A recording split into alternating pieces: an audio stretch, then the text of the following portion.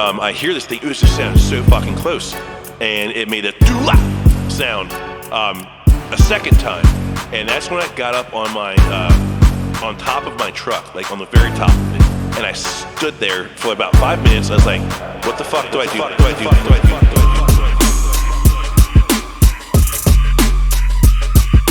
All right, guys, we finally made it. Halloween Day is here, and I hope everyone's having a very, very enjoyable, spooky October season. I know this upload is a couple days late. I've been super busy with the whole Halloween thing, having a lot of fun, but definitely busy as well. So I decided instead of putting this up on Friday like I normally do, I was just going to go ahead and upload it on Halloween Day, which is today as I'm recording this right now.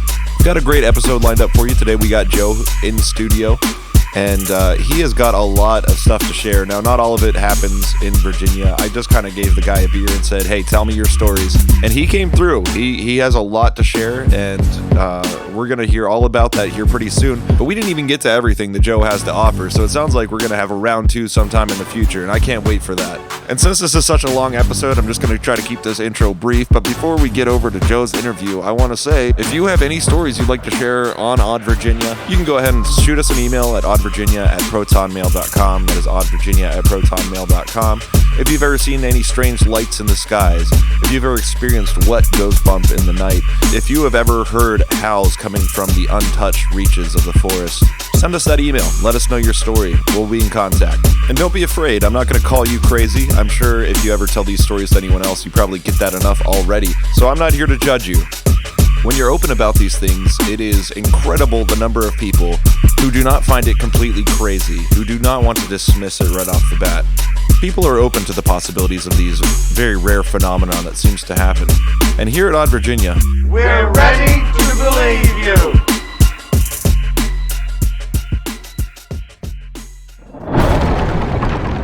All right, so today on the show we have Joe, who has got a ton of experiences to share with us. And guess what? I haven't heard a single one of these beforehand, so this is all going to be exactly as new to me as it is to you.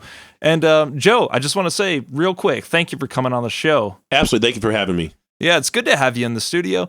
And I also want to ask you real quick, just a little bit about yourself. All right, yeah, I'm 30. Just turned 30 in June. My name's Joe. I am originally from Mount Airy, Maryland. I live in Stanton now, and my background is pretty much music.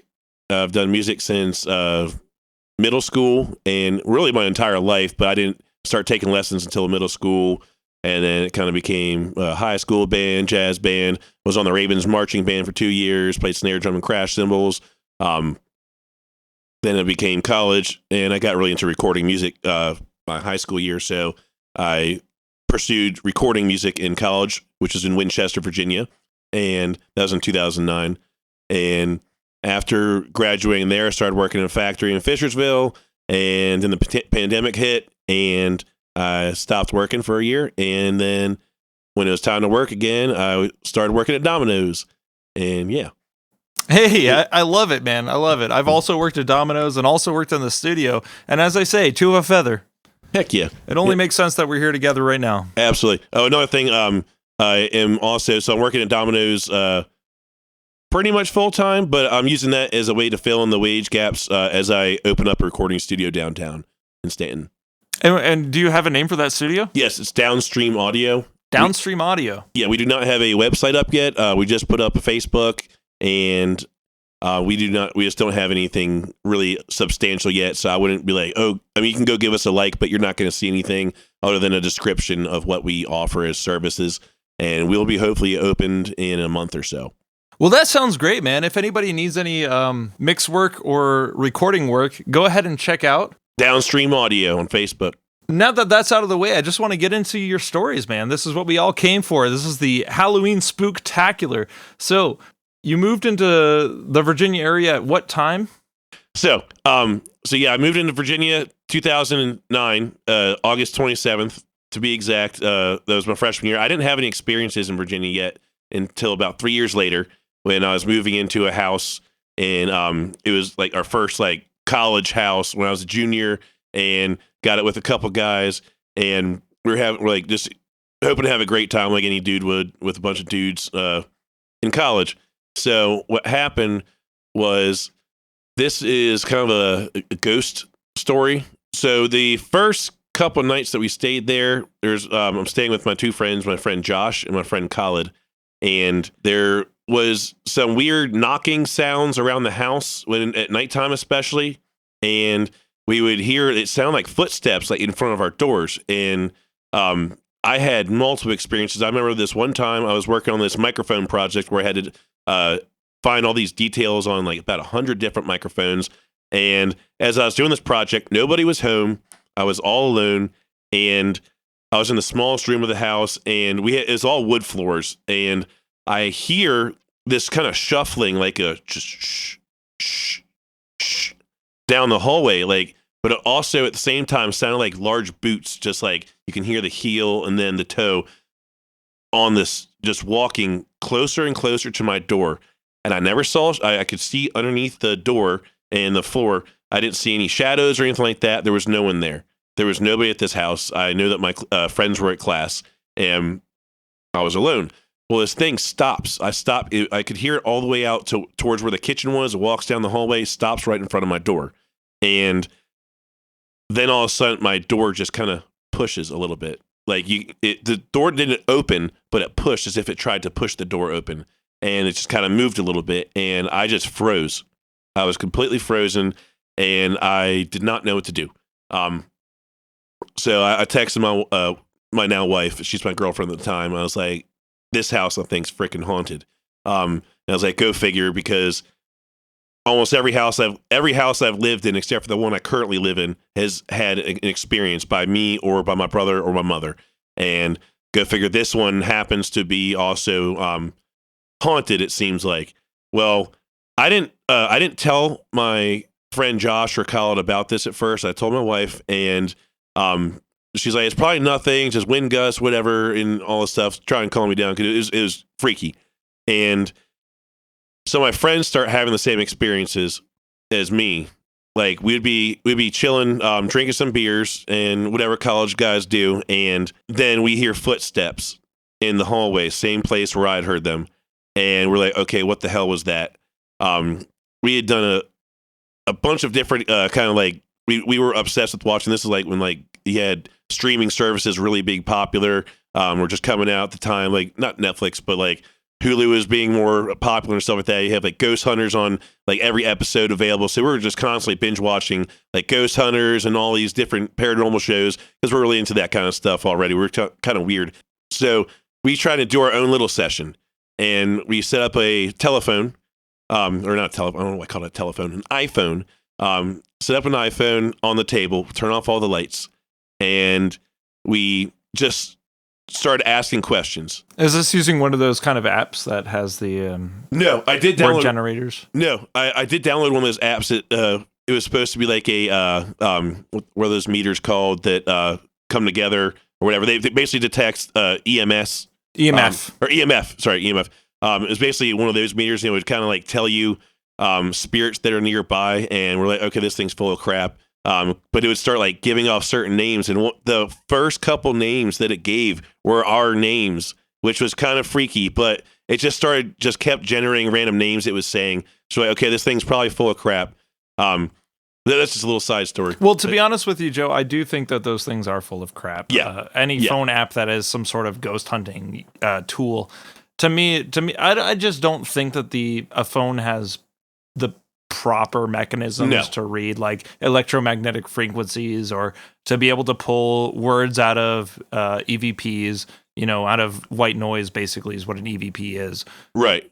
Well, the EVP, that's the electric voice or electro voice phenomenon. Yeah. Electromagnetic voice phenomenon, whatever it is.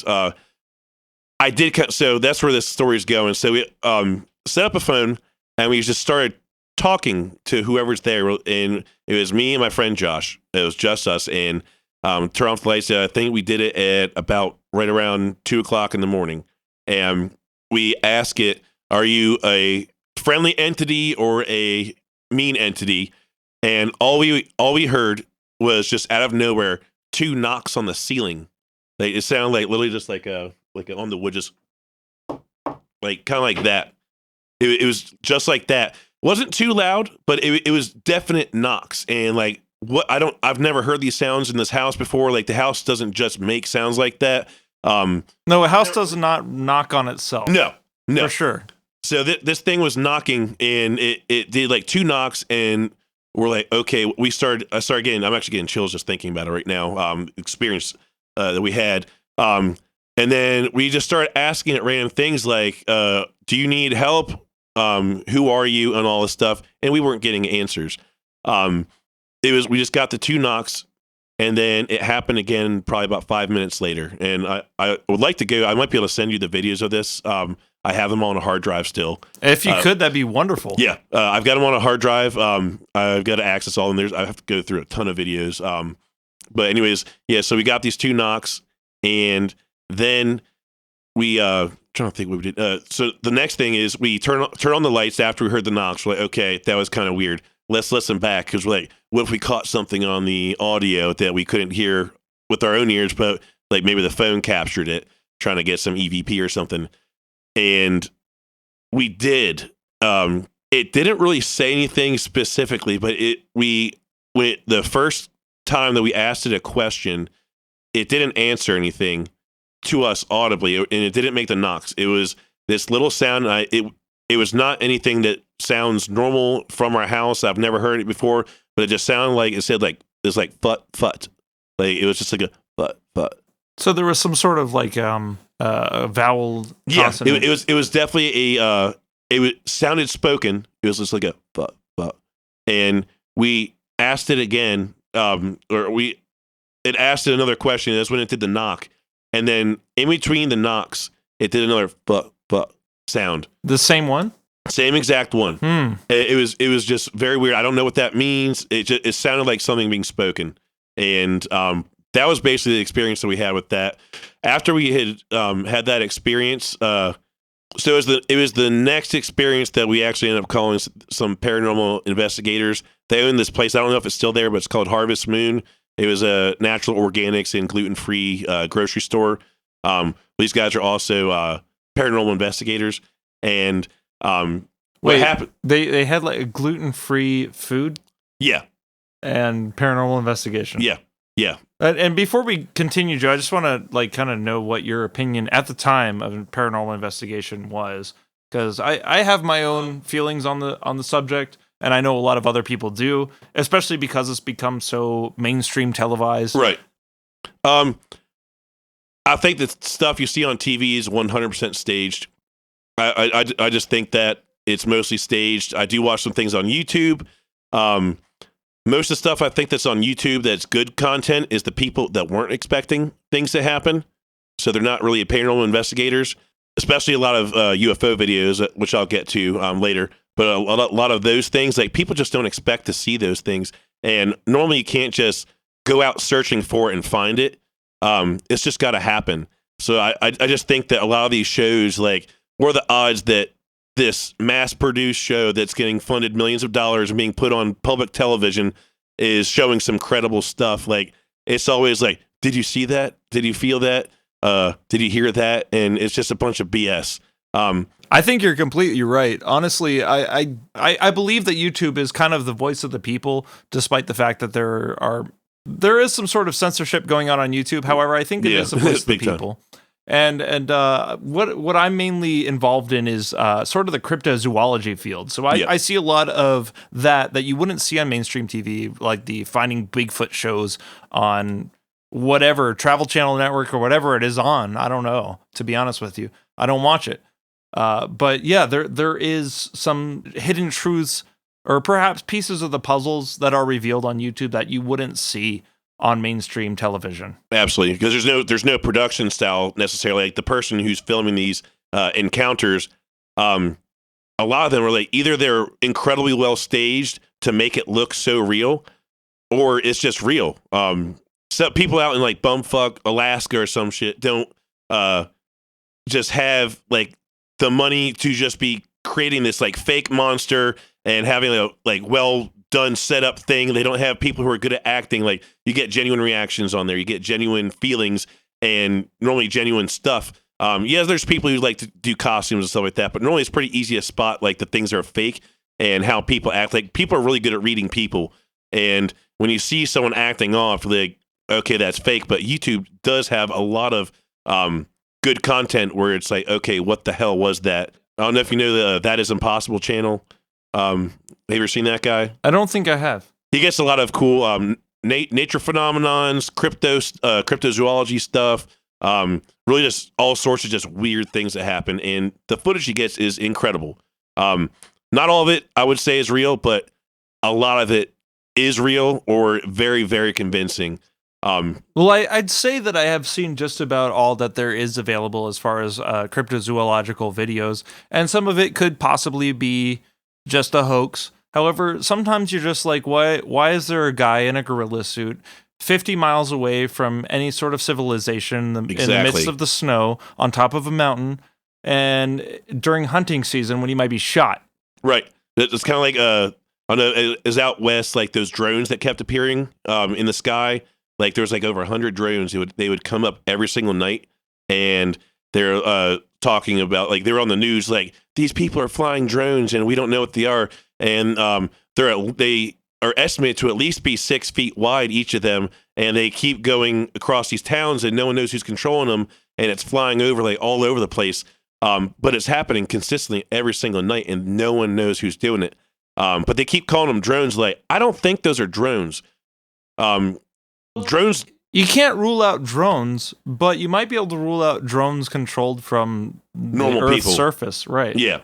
Yeah, exactly.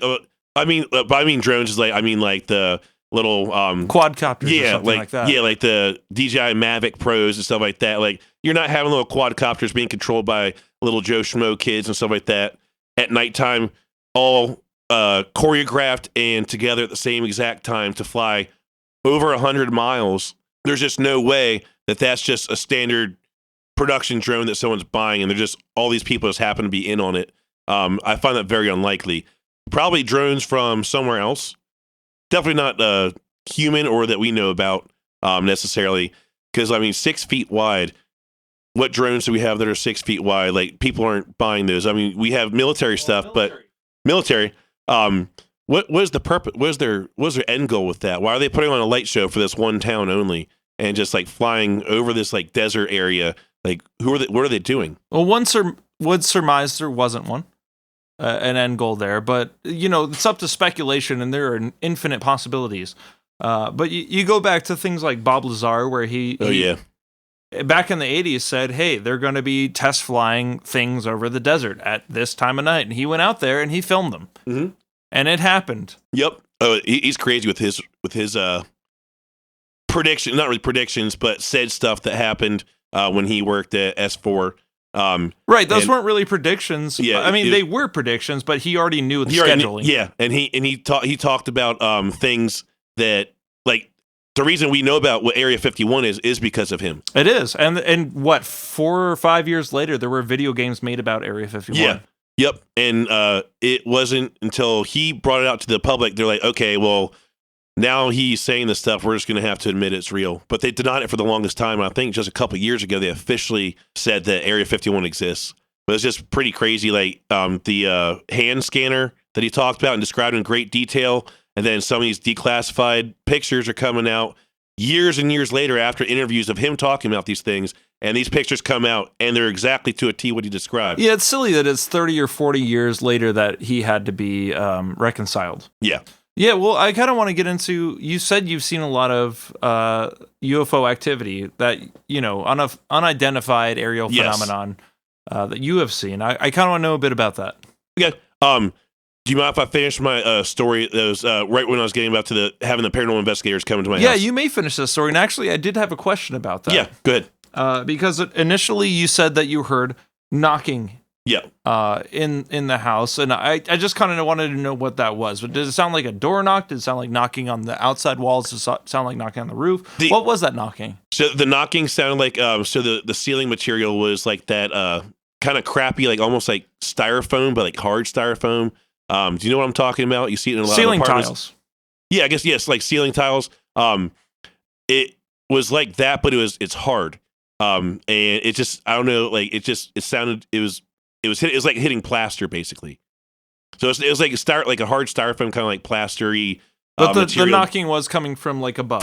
From above. It was coming basically right towards where we have a fan. The fan was not on. We made sure that the ceiling fan was not on or anything like that, and nothing was spinning or moving or anything like that. But it sounded like just someone tapping the ceiling.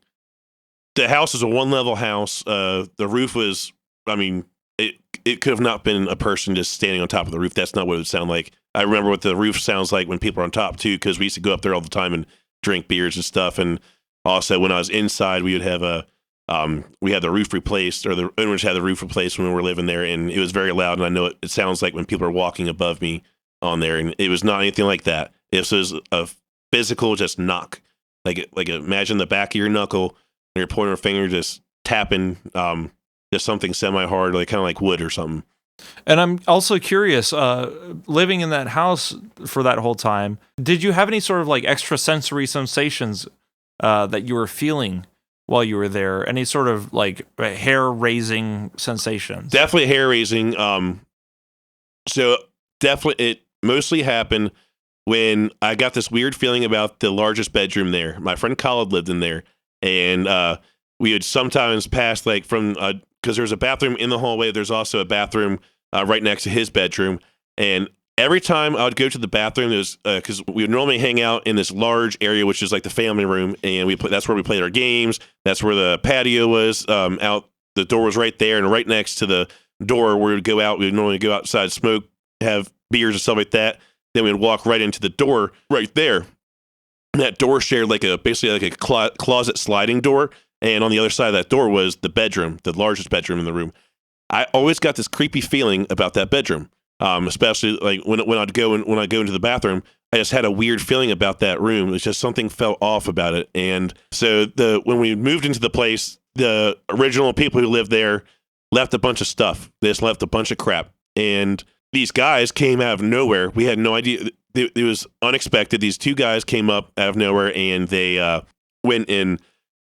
They took there was a lawnmower on the back patio and everything. They took that and they took some trash and said, we'll be back for the rest of it. They never came back.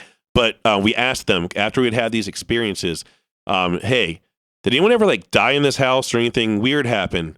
And they told us it was this Indian man who lived in the house before, and he owned the local Indian restaurant in Winchester.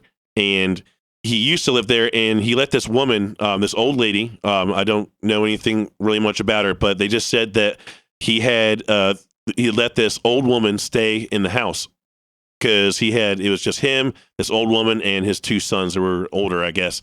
What they said was she died at his restaurant. She lived at that house, and all her possessions and everything were still there, but she died at his restaurant, which was only about a mile away from the house. So I don't know if that had something to do with it, but she was still currently living in that house and stayed in that large bedroom when this happened, or when she died. And I didn't know if that was something to do with what was going on, but that is a fact that someone died that lived there and was in that bedroom, and I always just had a weird feeling about that room. And when you say there was an Indian man living there, do you mean a Native American or someone from India? No, someone from India. Okay. Yeah, it was straight up Indian from India, and he had an Indian cuisine restaurant. And there was just a random old lady living with him. Yes. It was she needed a place to stay, and he was just helping her get on her feet or something, and he just let her stay there, and she stayed in that large room, and she had died and still had her stuff there. And yeah, we didn't get much information about it other than that, and kept having things happen. So we had the paranormal investigators come the next day after we had this experience where I woke up and there was a bird in between the two windows of my bedroom. I had the small room. My friend Josh had the medium-sized room. Khaled had the big bedroom. I woke up. There's this bird in between the two windows. I was like, how the hell did it get in there? There's zero space in between the two windows for it to be stuck in there. I have no idea how it got in there. Then I literally run out and tell my friend Josh, who's about to leave for class. This is in the morning, probably like 10 in the morning. He's like, I was like, dude, Josh, there's a bird stuck in between my two windows in my bedroom, and I have no idea how it got in there. And he's like, I don't know, just take care of it. Basically, I don't remember exactly verbatim what he said. But as he was saying that, he opens up the door to the backside of the house, which is where the driveway was, and he's about to go to his car. Well, it's a main door, and then it's a screen door. Well, what's in between those two doors but a bird that then flew in the house?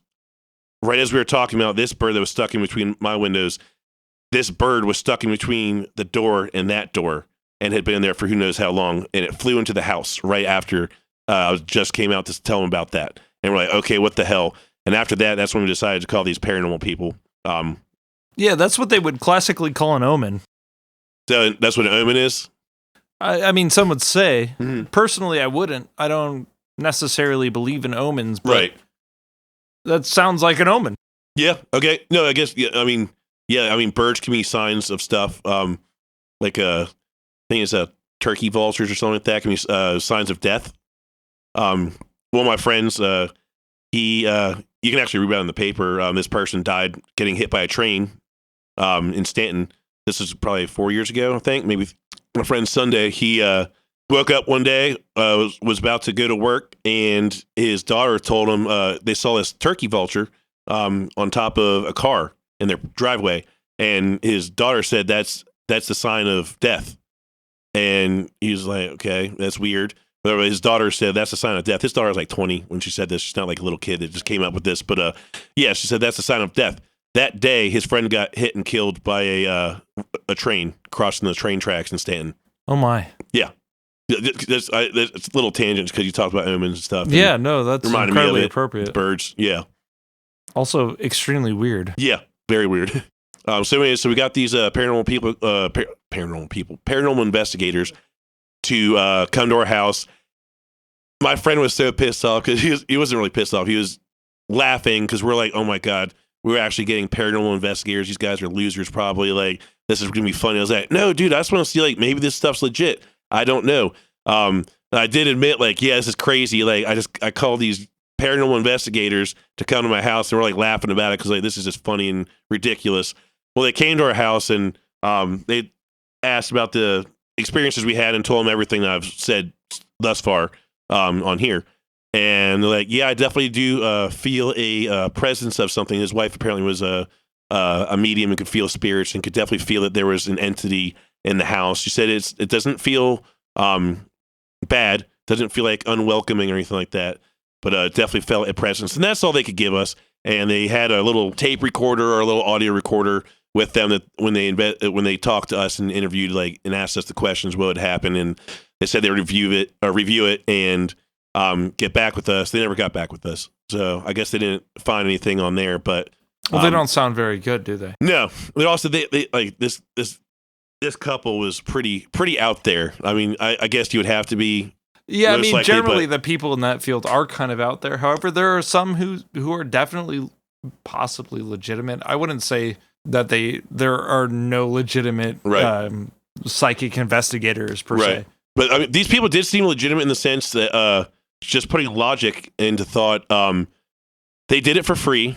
They did it for their own interest because they want to find more paranormal stuff. They're really into it. And so they were really interested in wanting to find out more and everything. And they came to my house and seemed completely into it. Like, why would you be doing that for your own enjoyment to fake someone else out? Like, you're not even getting paid. Yeah, there is no reason, but there is the reason of testing your own ability. Right. Because you have people who are maybe clairvoyant or clairaudient, and if you have any sort of preconception that you might be clairvoyant or clairaudient or any other clair something, I don't know what other clair somethings there are, but there's 5 senses, and clairvoyant and clairaudient only cover 2 of them. Right.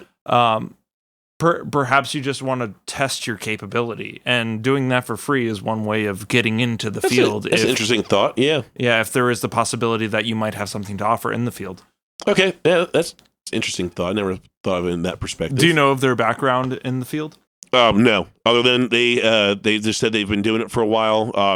They didn't give too many experiences other than that they've had on tape and on audio full ghosts like speaking with them, like clearly, not even just like or whatever, like actual just legit talking. And they said they've had that. I never got to hear any of that stuff, but they just said that they've had some pretty legit scary stuff happen before. And so they were practiced in some sense. Yes. Yeah, I don't know too much of their background with other than that, and they also own that Harvest Moon grocery store that has the organics and gluten-free stuff. It kind of confirmed, like, the lady, I guess confirmed, the lady says, yeah, I feel a presence here. It's like, well, no shit. I mean, we feel something here. That's why we called you. But it didn't help with anything. We continued to have weird stuff happen the entire time. My friend eventually got a cat. He owned the cat back home in Maryland, but his parents let him bring it to school and have it at the house.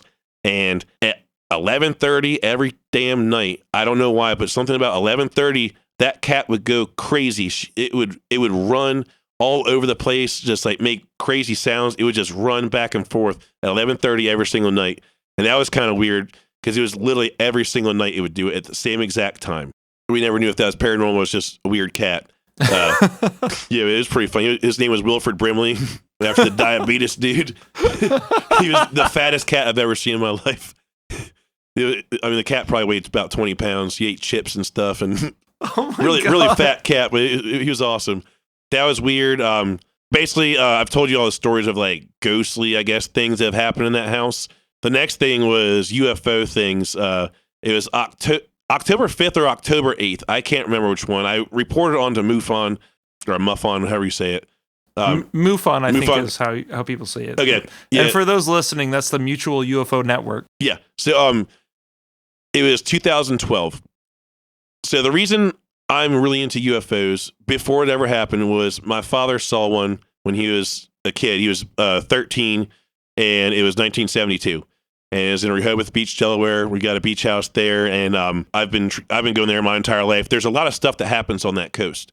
There's a lot of things that kind of happen in the Delaware, Maryland, and Virginia beach area. Yes. A lot of things happening, especially nowadays with the government even saying that they see this stuff. But anyways, so he tells me the story that when I was a little kid, and it's always intrigued me. It's always fascinated me. It's like, my dad wouldn't lie to me.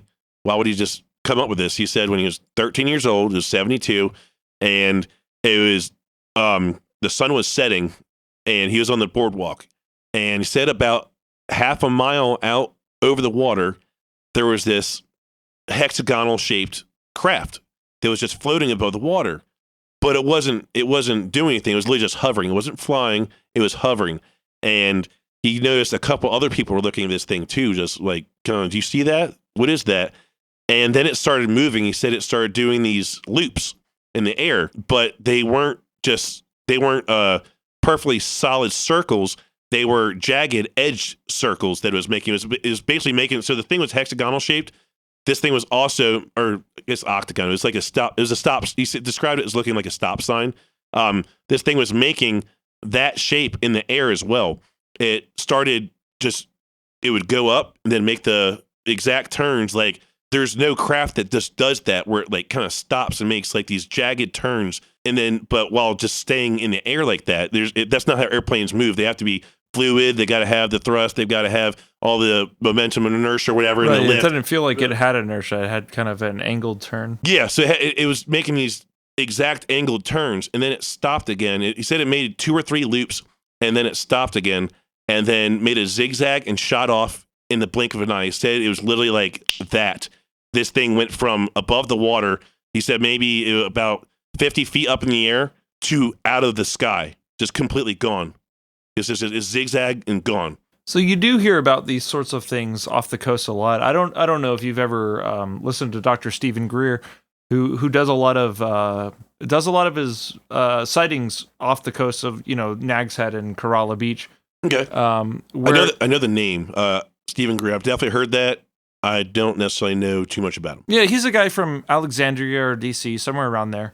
But when he does do his sightings, he does something called CE5, which is Encounters of the Fifth Kind, which is a human initiated encounter where you kind of summon the UFO, okay, as opposed to just sighting it. Yeah, I've been watching a lot of stuff on YouTube about stuff like that, and I think I know exactly who you're talking about. Yeah, it brings to question the idea that these things might be coming from the water, because you also know about the Nimitz case, right? Yes. Oh yeah, that's crazy. With Fravor, yeah. Yeah. In which case this thing is coming from either space or from the ocean. We don't even really know where this thing is coming from, but space and the ocean seem to be like the mediums that these things enter our atmosphere from. Yeah.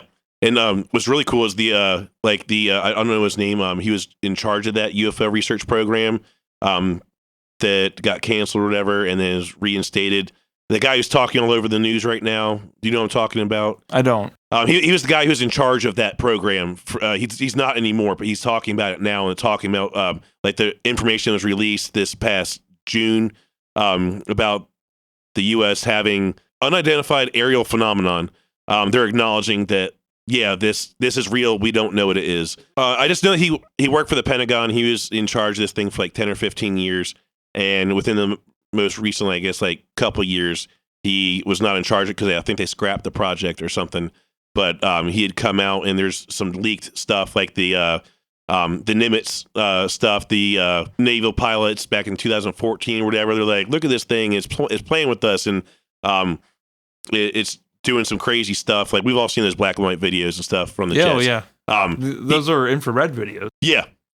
It's just pretty wild. They don't know what it is, and these jet pilots, I don't think, are lying about what the hell they're seeing. No, of course they wouldn't be. They even got the this girl who witnessed, or this lady who was another pilot who was not named in the videos.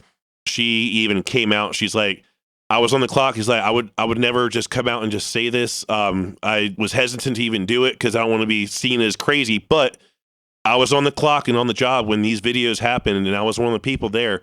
So I feel like it's my obligation to the American people to say what I saw. And she's come out and confirmed everything that happens in those. And it's like, yes, this did happen. We don't know what the hell it is. Yeah, absolutely. Do you think that if you worked for the U.S. military, you would say, hey, I just saw George Jetson flying by? No, not unless you saw him. I mean, no. If you were working for the U.S. military and you saw something, you would say what you saw. Yeah. That is not something to play around with, because if you were a joker and working for the U.S. military, they would not keep you. No. You'd lose your fucking pension. Yeah, absolutely. You'd be gone. You'd be dishonorably discharged. Like everything. They would. It's just wild. All these people coming out now. Yeah, and even for that, they might lose their fucking pension. Yeah. But they're doing it for the right reasons. Yep. They're not saying I saw, George Jetson flying by and his boy Elroy. Yeah. Yeah. So anyways, back to his boy. My dad told me this when I was a young child, and I just thought that was fascinating. I was like, I want to see a UFO. I've been ever since obsessed with just trying to see a UFO, and I've always been looking at the sky. And it really wasn't until 2012 that I saw something. My entire life I was looking up at the sky. Never saw anything, but I figured if I look up at the sky all the time, like literally, if I'm outside, I'm looking at the sky. Daytime or nighttime, I'm looking up at the sky because I want to see something that's different. And I figured eventually I'll see something. And one night I saw something. I was outside smoking a cigarette. It was either October 5th or 8th in 2012. I can't remember. It was in Winchester. I wrote it on the MUFON site. You could probably find it. I found it before, but it takes a little bit of digging. Anyways, so I'm out there. I'm smoking a cigarette. Have not had any beer, anything else. And it's because it was about 9 o'clock, I think. And I was supposed to be meeting this group for a group project we were working on. So I was just about to have my cigarette and go to my school library to meet up with this group late night and work on this group project. Well, as I'm outside smoking a cigarette, my friend Josh is inside, and he's drinking beer and doing smoking weed and stuff. And I was like, dude, come out here right now. And he could just tell, like, we used to kind of joke about it. We used to, like, because we're obsessed with paranormal stuff, like, and UFOs. We watch these shows. We used to, like, tease each other and be like, yo, come here. You see that UFO? And like, he come and like, screw you. And just like, so we did it enough. So he would normally not come. I was like, dude, there's a UFO. And he wouldn't come. He'd just be like, screw you. You're full of shit. This time, the way I said it, I don't know how I said it, but I was like, dude, Josh, get out here. You have to see this. He knew from my tone of voice that I was not fucking around. I saw this thing, and he's like, holy shit. And we're just watching. So what it was, we saw it from our right, and it went across the horizon.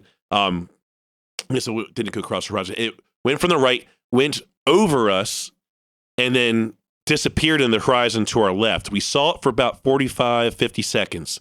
In that time frame, I was able to pull out my phone. If you've ever tried to film even stars with your freaking iPhones, especially back then, the aperture, the exposure, whatever, it's almost impossible to see even stars. Like, if you're trying to see something, unless it's super freaking bright in the sky, you're not going to capture it on your phone.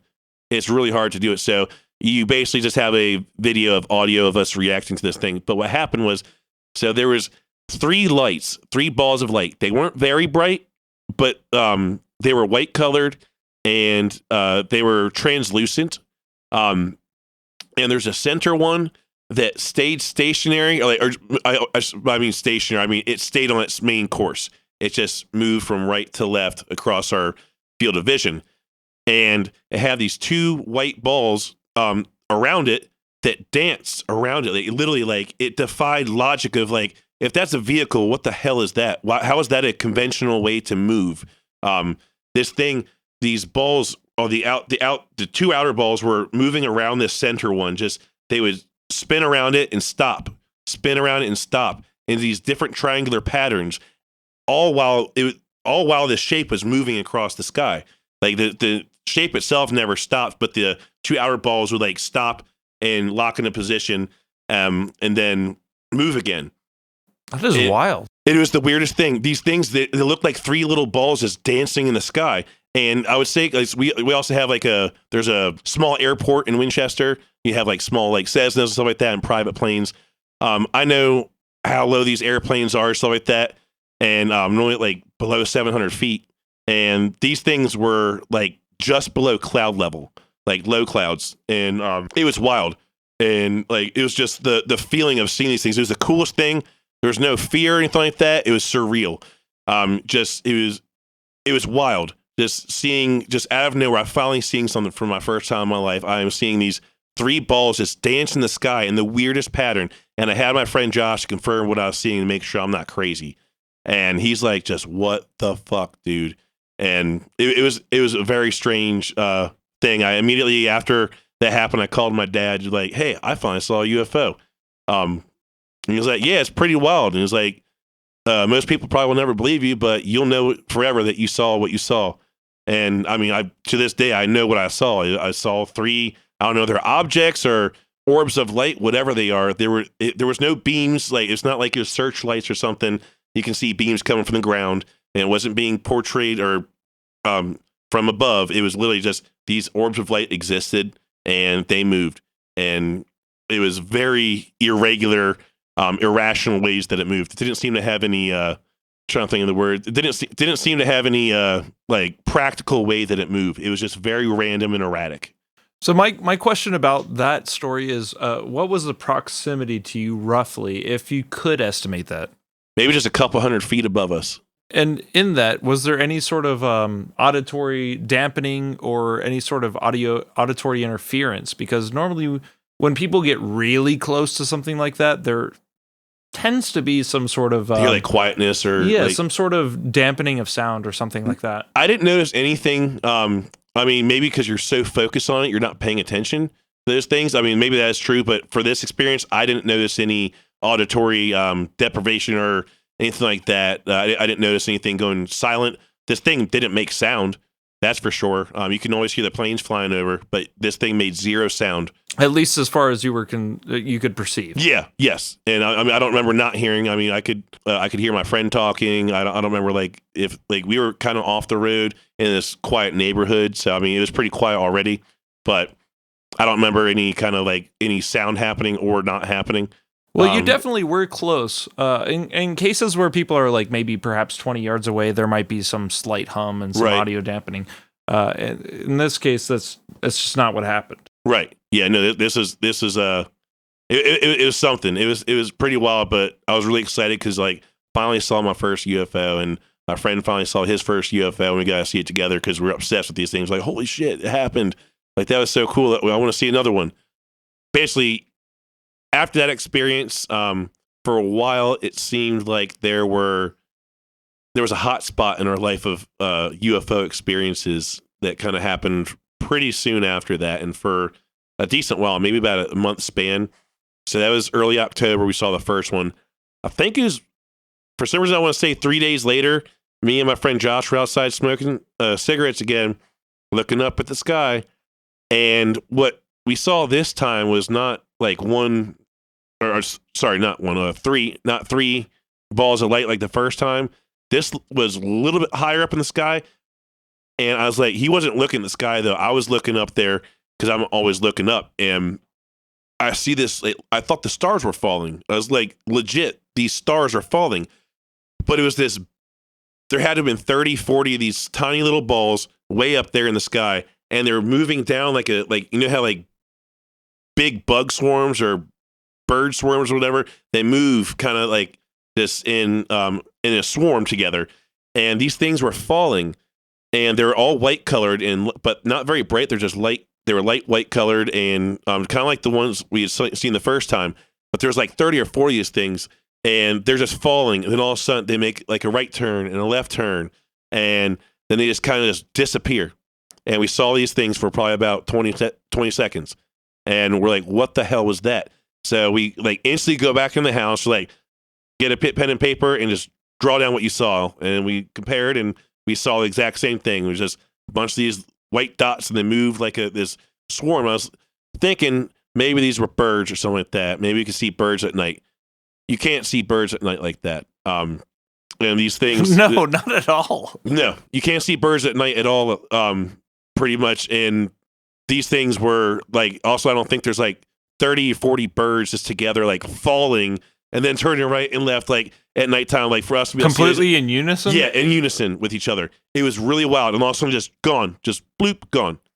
And we saw that happen twice, pretty close to like maybe it's the next day. I can't remember. This is what 8 years ago. But yeah, we saw that happen a couple times. And hold on, just to give credence to the idea that those were birds, because every skeptic would want to, right? Right. Yeah. Those birds would have had to talk together. Yep. And say, hey, we're going to fall in this angle of direction for blank number of seconds, say 1.4 seconds, and then change course by 40 degrees for another 1.8 seconds. Yeah. And then, I mean, is that kind of what it was like? And we also have to emit a glow in the night sky. Yeah, there was. I don't know what would have been illuminating these birds. Definitely don't think it was birds. Would say I know it's not birds. Birds don't move like that. I've never seen them move like that, nor do I really see them at nighttime. Well, they also tried to use birds as a sort of explanation for the Tic Tac UFOs for the Nimitz. Yeah, because those things go from 80,000 feet in the air to about 2 above water in a second. Yeah, in a split second. And there's no way. I mean, people are trying to describe these things using the idea as birds. Yeah, or it's birds. Really? Yeah. That's all I gotta say is really? Birds, people always like to try and rationalize things that they see or hear about because they don't believe it, because maybe they don't want to believe it, or they just can't explain it. So they're going to say, oh, it's probably this practical thing like this, which, I mean, a lot of times could be birds. But when you have stuff like legit videos, or just you yourself are seeing something that's not something you've seen your entire life, like at this point, I guess I was 22 years old or 21 years old. 21 years old in 2012 when I first saw these things. I've never seen anything in my 21 years at that point. And yeah, it definitely stuck out. I was like, that's not normal. Things don't move like that. That's not anything that I've ever seen on even TV of practical aircraft that our military would create. Like, why would they decide to make it just flip-flop, like just dance around? Like, it makes no sense. Well, there has to be something to be said there, that there are people who believe that they know what is real and what isn't real. There are people who feel like they know how to describe every single phenomenon that exists within our universe, and therefore want to be the authority on the subject. This is what you call a know-it-all. Yeah. Which I think is really cool. I'm really into, like, I love space stuff and like not astrology like the Cancer and Gemini and stuff like that. I'm talking about like this actual astrology. Like all that's just like physics and everything. Like more like astronomy. Astronomy. I'm sorry. like Neil deGrasse Tyson and stuff like that. I think science is cool. I'm also a skeptic with a lot of crap, but just space really intrigues me, and it's really cool when people like, yeah, we don't know necessarily. We know X, Y, and Z, but we don't know why X, Y, and Z is. Like, it's really cool when they can put together something and be like, yeah, we just don't know. We don't have the answer. We might never know. Yeah, like, well, I going off on a tangent here, I believe that it takes a very confident man to go out on a limb and say that he doesn't know what a thing is. yes, especially when you have like a high reputation of like some of these TV scientists and stuff like that. Oh, yeah, even more so for them. It takes a lot more strength for them to say something like, I don't know, because their reputation is hinged upon the fact that they know something. Right. Yeah. Yeah. So basically, I'd seen 2 instances of these falling birds, we can call them, after the initial first 3 balls in the sky that we saw within about the same month. And my friend Khalid we were telling him about it. He had never been there because he was always at his girlfriend's place and stuff like that at the time. And so it was normally me and Josh hanging out at nighttime. And he stayed the night at his girlfriend's place all the time. So, but we were telling him about these experiences we're having of UFOs. And he's like, man, I want to see one. So like he would start hanging out a little more at nighttime. And we'd go outside, smoke our cigarettes, looking up at the sky and stuff like that. And this one time, we were just up late night drinking and staring at the sky, just having fun. And all of a sudden, I had 4 of us. We were all outside.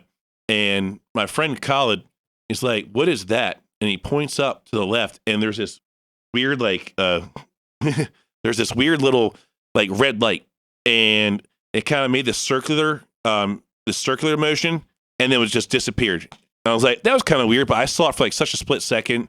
I was like, maybe that was an airplane. I don't know. It just it literally caught the side of my eye. I didn't see much of it.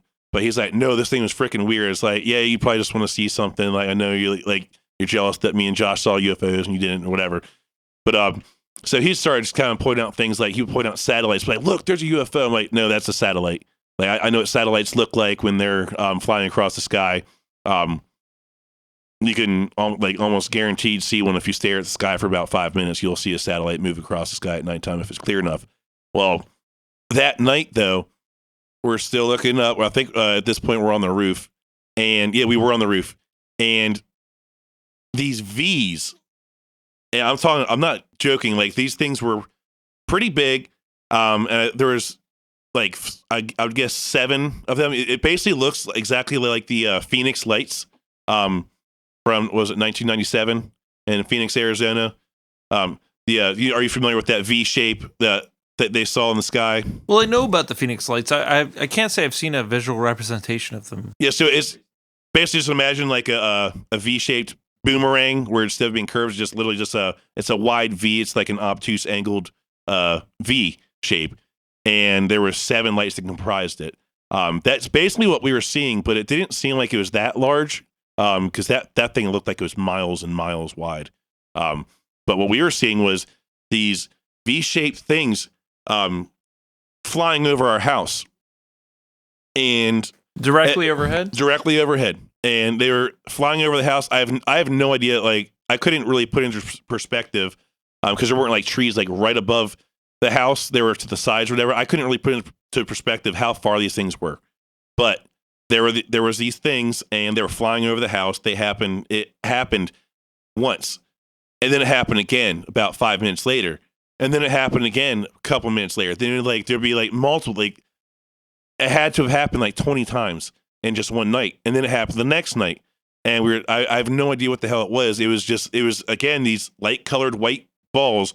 But they were in a V shape and just flying over the house. And it would always be going the same direction. I was like, you know what? Maybe we've been tripping and this is actually birds. We're just fooling ourselves. But they were like, you can't see birds at nighttime. We even went on like YouTube and tried to find like videos of birds at night. What does it look like? And it didn't look anything like that. And I was like, maybe because it was getting cold, like maybe they're flying south for the winter. we pull up the compass on our apps and or the compass app on our phones. They're not flying south.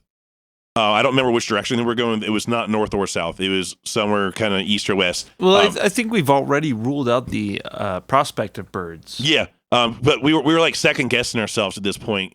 Just trying to like make rationales. Like, there's no way that there's freaking like someone that's obsessed with UFOs happens to see one, which was just wild. Then we see these two more, and now this is happening. There's no way that there are so many UFOs are in Winchester, Virginia, of all places, flying over our house. Like, what are the odds of that? Have you ever heard of the idea of like a tagged individual? I have. Because most people don't see things like this. Right. I never have. That's one thing. My man Steve said when I told him about some of my experiences, and I started telling him stuff like that was happening while I was out on delivery. He's like, maybe you're like a he didn't say tag, but some kind of a person they're attracted to or something. I was like, no, it's the same concept. Yeah. And I was like, I mean, it's possible. I mean, I wouldn't shoot that down. I have no way to say yes or no. All I can say is I've had a lot of experiences, and these things just kept happening.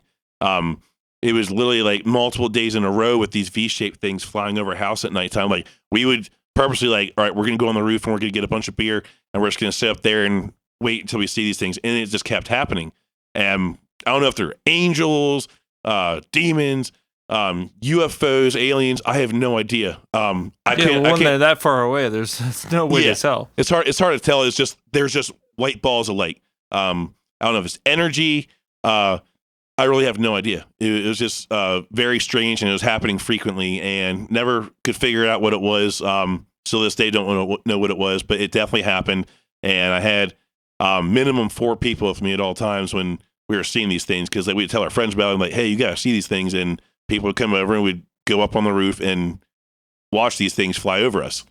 Well, that kind of corroboration is actually really important when it comes to these sorts of stories. Yes. Other people witness it. Yes, yeah, we like, because I always want to make sure I have someone else with me. Like, I was telling like my wife, who's my girlfriend at the time, like, I tell her about like the first UFO we saw. She's like, sure, like, that's cool. It's probably like something else. You just like you're basically calling me crazy without calling me crazy. Like, you wanted to see something, so you saw it, kind of thing. Just right. She was generally agnostic about it. Yes, until she saw something herself last year when we went camping. I love it. Yes, yeah. So that was we hadn't seen my parents since January of 2020, and here it is October. Again, it's October. It was last year, and they have a Airstream camping trailer, and we rented a trailer, or RV trailer, and took it to Devil's Backbone. We went to Devil's Backbone, and went camping there for a couple nights. I think it was like 4 or 5 nights, and that. I didn't see anything myself, but she was looking at the sky. I was like, I swear, if you look up at the sky long enough, you will see something. Because we were talking at the campfire, with my dad. We're talking about the UFOs I'd seen and everything, and the ones he'd seen. And as we were talking about it, my wife's like, "Holy shit!" And she's like, "I think I just saw a UFO." And I was like, "No way!" It's like, "No, I really do think I saw a UFO." And after that, she started being a little more convinced. I don't know what she saw. I honestly don't remember what she says she saw. She just says that she saw something that moved irrationally in the sky, and that's the only description I can give you. But she saw something, and after that, she's like, "Okay, I do believe you now with what you were saying you saw." And then as more of this stuff was coming out about like the government releasing or leaking these videos about what's going on nowadays in the skies, she's actually freaked out about it now. Like, how did that feel to you when she said that she saw something? I was like, freaking finally, like shit, this is 8 years later that she's like finally like believing me that I've seen these things and I'm not crazy. I told you this shit's real. And I was like, then every time like a leaked video would come out and the US confirms that it's a legitimate video, I'm like, see, there you go. And she gets scared. In your face. Yep. And she doesn't like it. Like, anytime I see UFOs now or see a video, she doesn't like to hear about it because she gets freaked out. She's like, I don't want aliens to take me and eat me or whatever the hell they're going to do. Most people don't. I mean, without all the presumptions, people are just scared of the unknown, right? Absolutely. But I wanted to go back a little bit on what's going on there, because you've seen some stuff. Yes. Your father has seen some stuff. Yes. What about your grandfather? But yeah. Oh, yes. So that brings me another one. So that's another story that really intrigued me when I was a kid. I'm sure you've heard of the classic cigar-shaped UFO. Oh, yes. So my grandfather worked for the government. He worked for them until the mid '80s or early '80s. I can't remember. He was really high up in the government, and he was a defense contractor and also a lawyer for the U.S. government. And which company did he work for? So he did. I don't remember all the different companies he worked for. Besides, he worked with Boeing and Lockheed Martin. And other than that, I can't remember what other. Lockheed Martin is a huge name when it comes to UFOs. Yes. Yeah. The SR-71, man. Yeah. That thing's cool. So you had to have a license to even know who he was. Like he was very high up. I think he had a fake name.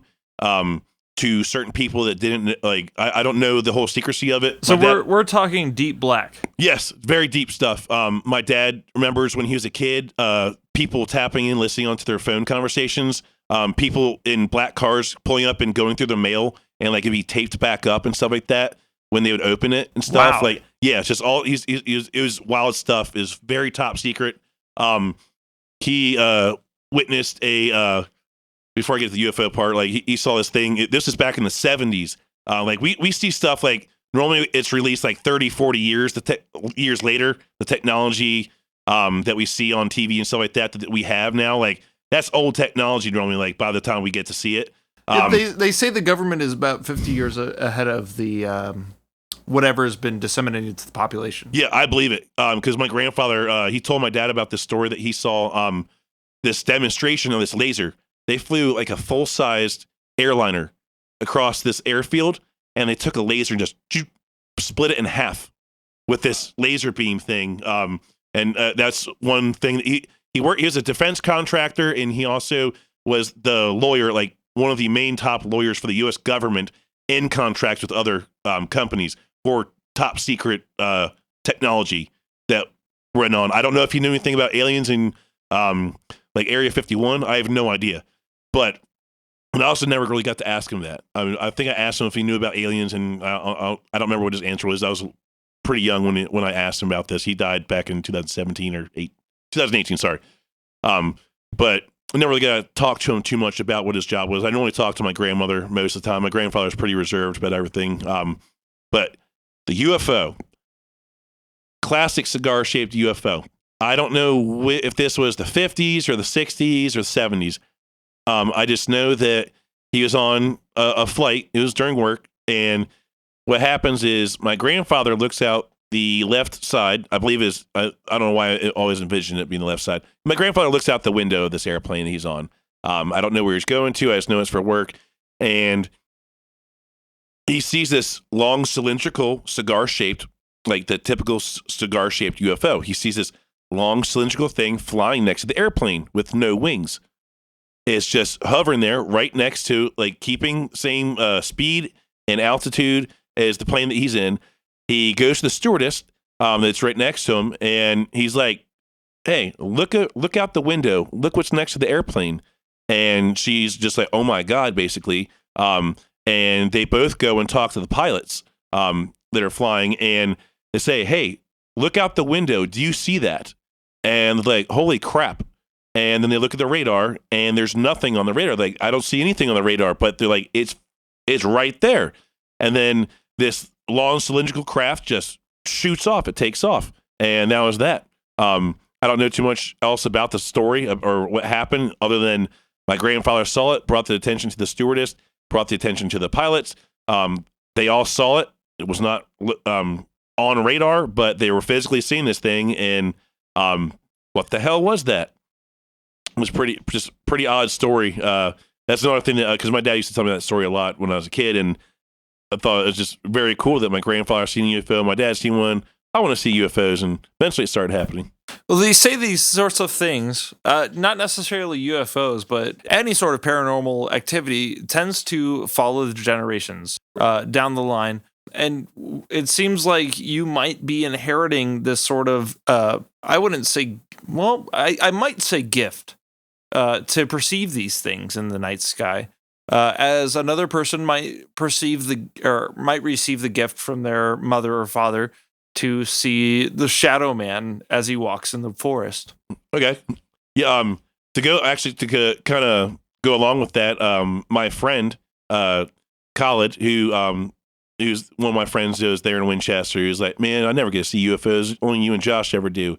When he started seeing them, so this was last year. I only got to see him, I think, once or twice last year, because like we were quarantining in our house and everything, and it was all doing that. And he came over one night, and I think it was probably October or November, and it was really cold out, but we were just outside drinking beers, just hanging out in my driveway and looking in the sky. And we see something. It was a weird. At first, I thought it was a satellite. He's like, "Yo, look at that! It's a UFO." And I'm like, "That's a fucking satellite."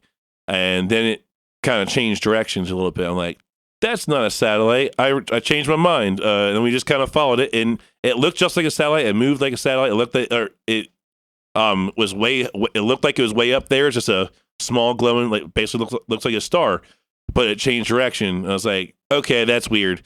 Don't know what that was. Probably UFO. But he's like, Joey, only paranormal stuff only happens when I'm around you. I've never seen a UFO without you. But it's happened like multiple times with him. He's seen UFOs and it's only ever been with me. Yeah, well, a star doesn't change direction because it only stays stationary in the sky. Yes. A satellite will perceivably move slowly across the night sky because it is also stationary within the atmosphere. Right. Nothing changes direction. No. It completely. This thing. I wouldn't say it completely changed direction. Like went the opposite way. It didn't like stop and go the other way. It like made I don't remember which direction it went. It was on a course and then made like a right angle turn, basically. And I was like, well, that's kind of fucking weird. Okay, so stars changing direction is what I was gonna go on to my next story, which is in the Caribbean. So my grandparents, or there's my step grandparents, call them my grandparents, but this is my not my actual grandfather who worked for the government. This is my mother or my stepmother's father and her stepmother. They owned this side of an island in the British Virgin Islands, and we used to frequent there every year. I went there for about like 15 years straight until they sold it. But it was a side of an island that had two big houses on there, a dock. Like a whole beach. It was like a private island for just our family. And it was really cool to go there. We went there every summer, and it's just like it was a tropical paradise.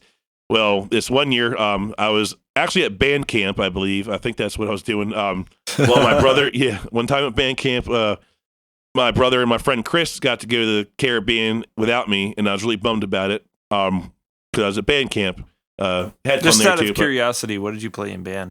Drum set or percussion. I played drum set in jazz band, but it was percussion like snare drum and timpani and stuff like that. All right. But so when they came back, they told me about an experience they had at nighttime we used to go out and look at the stars because they were just amazing. There's no light pollution or anything like that. You can see everything out there. It's so crystal clear. And it's also the most like secluded freaking place. Like it's just a very random place for a UFO to show up, I would say not a UFO, but it'd be very weird for a government vehicle. If the government, say the government even has UFOs, which maybe is possible, if it's them that's controlling these things, what the hell are they doing out in the British Virgin Islands over Virgin Gorda? Like, what the hell are they doing? It's a great question. So they go on this dinghy, they go to the dock, go on the dinghy boat, take it out to the sailboat, and it's on a buoy, and they're just laying out. They had some drinks or whatever, and they're laying on the sailboat, looking up at the stars. It was just really peaceful, and look at the stars, talking and everything. And then all of a sudden, this large, glowing what they thought was a shooting star, it comes shooting across to the sky and stops, just stops in the middle of the sky, stops. And then it starts pulsating, like brighter, dimmer, brighter, dimmer, brighter, dimmer. And then it just becomes this big fireball and then shoots off the direction it was coming from. And then about 5 minutes later, it came back and did the same thing again. And after it did that second time, like, what the fuck? They got freaked out and they got back in the little dinghy boat and back to the dock and into the house they went because it was a little creepy for them. But I thought that was a really fascinating story, and that's more it's star stopping. It's also lineage. It's my brother that saw that that time. My brother's also, I guess, maybe has the gift of seeing stuff. I never got to physically see a ghost, but the first week that we lived in the house that my parents live in still currently, we moved in June or July of 2001 into Mount Airy, Maryland. This house on a couple acres, and my brother goes to the bathroom in the middle of the night and out. So me and my brother's bedroom is downstairs. He sees this old farmer who's see-through, and he's just standing there staring back at him. It didn't move or anything like that. It was just standing right there, probably about 10 feet away from him. And ever since then, he was scared to go to the bathroom at night. And my stepmom had an experience that week too. Without my brother didn't say anything to anybody except for me. And then at dinner, my stepmom talks about how she was walking down the hallway, and we had gotten this new golden retriever puppy, and we had a pug. Her name was Taylor Todd. She was mine. But so Glenda's my stepmom. She was walking down the hallway back to her bedroom upstairs. And it's pretty late at night. I have no idea what time it was. I'd like to say it was 3, just to be creepy. But she bumped into something, and it was in the middle of the hallway. Like, she bumped into something, and it's like, that was weird. And she looks behind her because she thought she just kicked the puppy, but the puppy was 10 feet behind her, sitting down. Didn't want to go down that hallway that she was walking down towards her bedroom. It was dark, and I guess she might have sensed something, but my stepmom bumped in this thing, and then this wish-washy, fluidy, white apparition kind of just goes from the left and crosses in front of her and goes through the wall. And then she brings it up about that at dinner the next day, and then that's when my brother's like, I saw something downstairs. And this is all within the first week, and then, yeah, that was how that house was haunted. Real quick, for clarification, she bumped into something. Yes. And then it moved through the wall. Yes. She bumped into something, and then this thing, whatever it was, she didn't see anything when she bumped into whatever it was. It was right after she bumped into whatever there was something. This thing went from left to right, just kind of just appeared out of nowhere and went into the wall. So it felt physical, but didn't look physical. Yes. Yeah, it was. She just grabbed it as like fluid, almost like fluid, just kind of moving in the air. It's kind of, yeah, or kind of like imagine like sheets, just like draped, something like that, just moving in the wind, or maybe like cream and coffee. Yeah, exactly. Like just how that kind of looks, or if you have like water and drop like a like dye in it or something like that. It's kind of that's really interesting. And that was in where, Maryland? Mount Airy. Mount Airy. Yes. Okay. So the interesting thing about Virginia and Maryland both is that these are like the front lines of the Civil War. Mm-hmm. There's a lot of spiritual activity, a lot of apparitions happening around these areas. Yeah. And a lot of times these are, just figments or remnants rather of the past that tend to find themselves in the present sometimes and interact with the present. And find themselves completely out of place and then get the heck out of there. And that might be what she was experiencing. Yes. I have, you keep reminding me of other stories that I fucking have that I mean, I've got so many without realizing I have so many. I tried to create a list and I could only come up with like 3 things, but then as we're talking, I'm like, oh yeah, this happened, this happened, this happened. Speaking of the Civil War, I've got a few stories about that because my mom's house, when she lived in Mount Airy for a little bit, but because my parents were divorced, and she moved to Barnesville, which is right near Poolesville, Maryland. I know this isn't Virginia, but Civil War. Close enough. Yeah, we were decently close to Virginia, but so we lived in this house. It was from the 1800s. The property was really old. There used to be an old cabin on there, and I'll get to that cabin later with a interesting story about my stepsister. So this house was a schoolhouse in the 1800s, And first time I ever went to this house, because like my mom started dating this guy, and first time I ever went there, I was like, this place is freaking creepy. And me, my brother, and my stepbrother's bedroom was the baby nursery back in the day, and that shit was creepy. Like it felt wrong being up there. I was always scared 100% of the time I was in that house. I just did not like it. I refused to go in the basement after my mom said that she saw something down there, because she's had multiple experiences, especially with like demonic stuff when she was younger, because she was Mormon, converted to Christianity, and during that process experienced a lot of things being thrown at her, and like people's faces changing in front of her, and like seeing things. Yeah, well, it doesn't matter whether you're Mormon or Christian. Demons are demons. Yeah. They were just screwing with her. That was always her explanation, was like they didn't like that she was converting to Christianity because she's seeing the truth or whatever. I don't know, but that's her belief. And she saw stuff. Well, she saw this thing. She thought it was me or my brother running down the stairs. She was doing laundry downstairs in the basement, which this basement's old as crap. It's not finished. The walls are made out of fucking dirt down there. And there's like pillars and beams that the house is on top of. And we have like a snack refrigerator down there. We would sometimes go down there, and I would always make my brother go down there and get me something because I was too scared to go down there. And he didn't like going down there anyways, but he would brave it up and get an ice cream bar or whatever. Well, my mom was doing laundry, and she sees what she thought was one of us running down the stairs. A doppelganger. She thought it was one of us, and sees like us look at her and everything, and then saw it go into the bathroom. There was a bathroom down there that was kind of unfinished. It was, I don't know what kind of it was weird, like this little shower that was like a portable shower. I don't freaking know. It also it was made for campers or something, but it was down there, and then there was like an old toilet. Well, it goes in this separate room that's kind of closed off, and then so she peeps in there, and there's no one there, and she thought like one of us was trying to like play a trick on her or try and scare her or something like that, but just sure shit, there was no one down there. But she physically saw someone come down the stairs, and she even heard them walking down the stairs. So she went and checked it out, and no one was down there.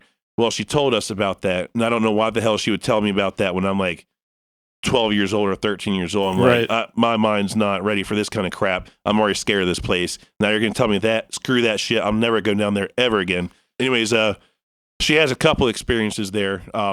She was one time looking in her mirror. This is upstairs in her bathroom, and she's looking in her mirror, and behind her, this kind of like white, shadowy creature, not like a dog kind of almost, with like pale blue eyes, walks past the door, and she could see it in the mirror.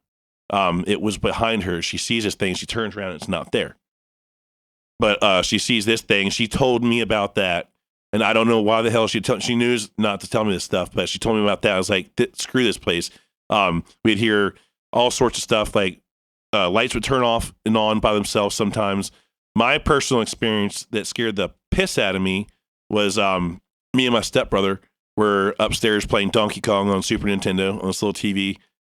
We did that like all summer, just playing Donkey Kong and all these old Super Nintendo games, having fun. As one should. Yes. Oh, they're the best. And so I go downstairs to go get some food from the pantry, and I hear this big just crash upstairs. I'm like, what the fuck? And I run upstairs. My stepbrother's there, just still laying down, because we'd like lay on our stomachs and have like we had called like the squishy pillows. They were like with the micro little foam balls, the mushy pillows. We would use those as our armrests or whatever, playing games. He was still laying there on his elbows and stomach playing, but he was just laying there, and he just looks at me like with this terrified look. And I look right when I walk into the room, into the right, there's my dresser, which had fallen forwards. Everything on the top of it was swiped to the side, and all the drawers had been pulled out. And I'm like, what the fuck happened? And he's like, dude, I heard this weird sound.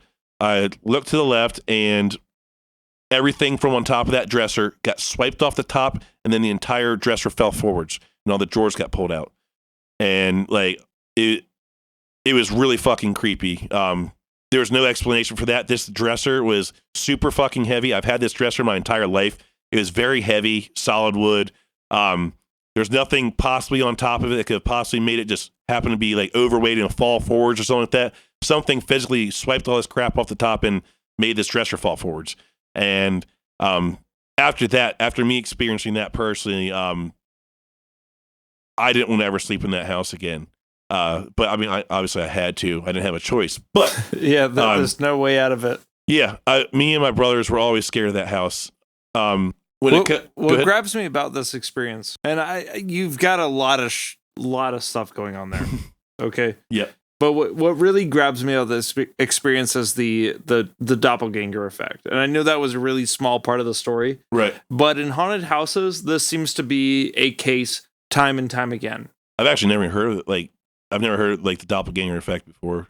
If you listen to my previous episode 4 of Odd Virginia, there is the exact same thing going on in a haunted house where someone believes that they're alone in the house and, oh, look, my girlfriend's there.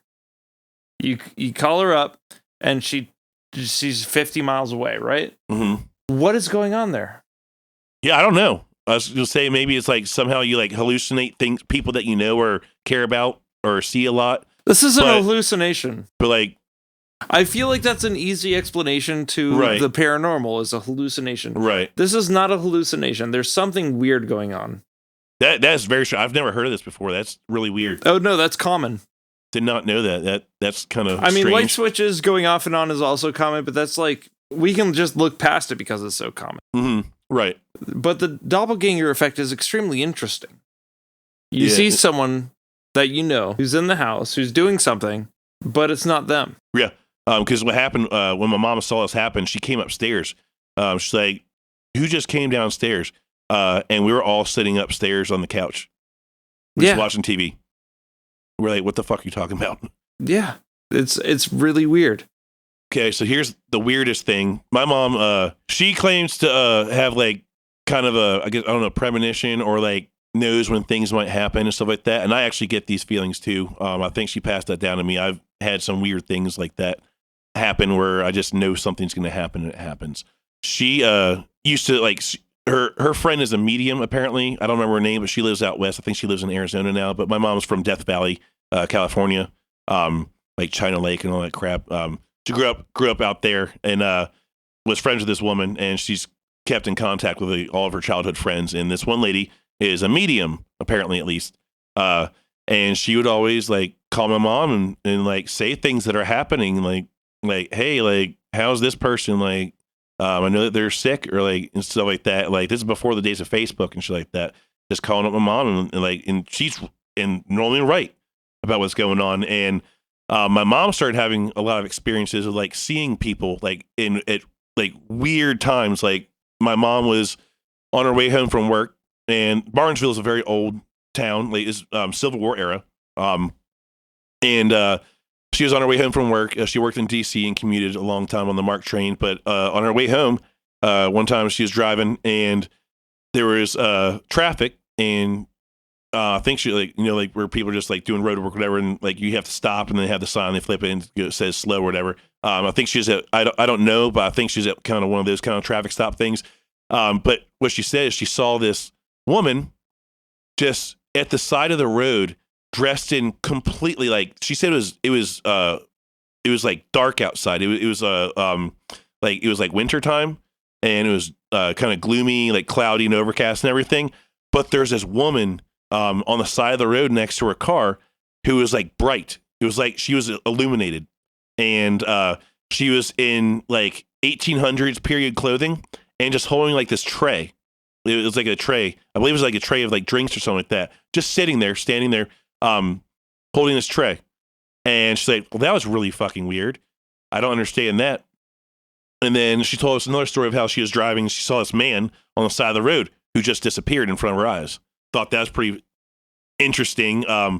But her friend, when she told her friend about all these experiences, she's like, I think these are spirits coming to you. They're trying to reach you, or at least reach me through you, or something like that. I think you're a medium, or at least you're sensitive to this stuff. Because these spirits are appearing to my mom. What I'm getting at with that is the weirdest thing that ever fucking happened in this house. So we had all these things happening, just things moving in the house. There's the dresser that fell out of nowhere, and she said that our dog Chloe was growling underneath the bed and then yelping like it was being hurt or something, and ran out from underneath the bed. Everything from underneath her bed got flung out. My mom was kind of a pack rat and always had her room pretty messy, and just underneath her bed was a mess. And everything got shoved out from underneath her bed. Everything. And she called her friend about this, and actually had her friend fly out about it, because her friend said, there's a little boy who lives in your house, a spirit.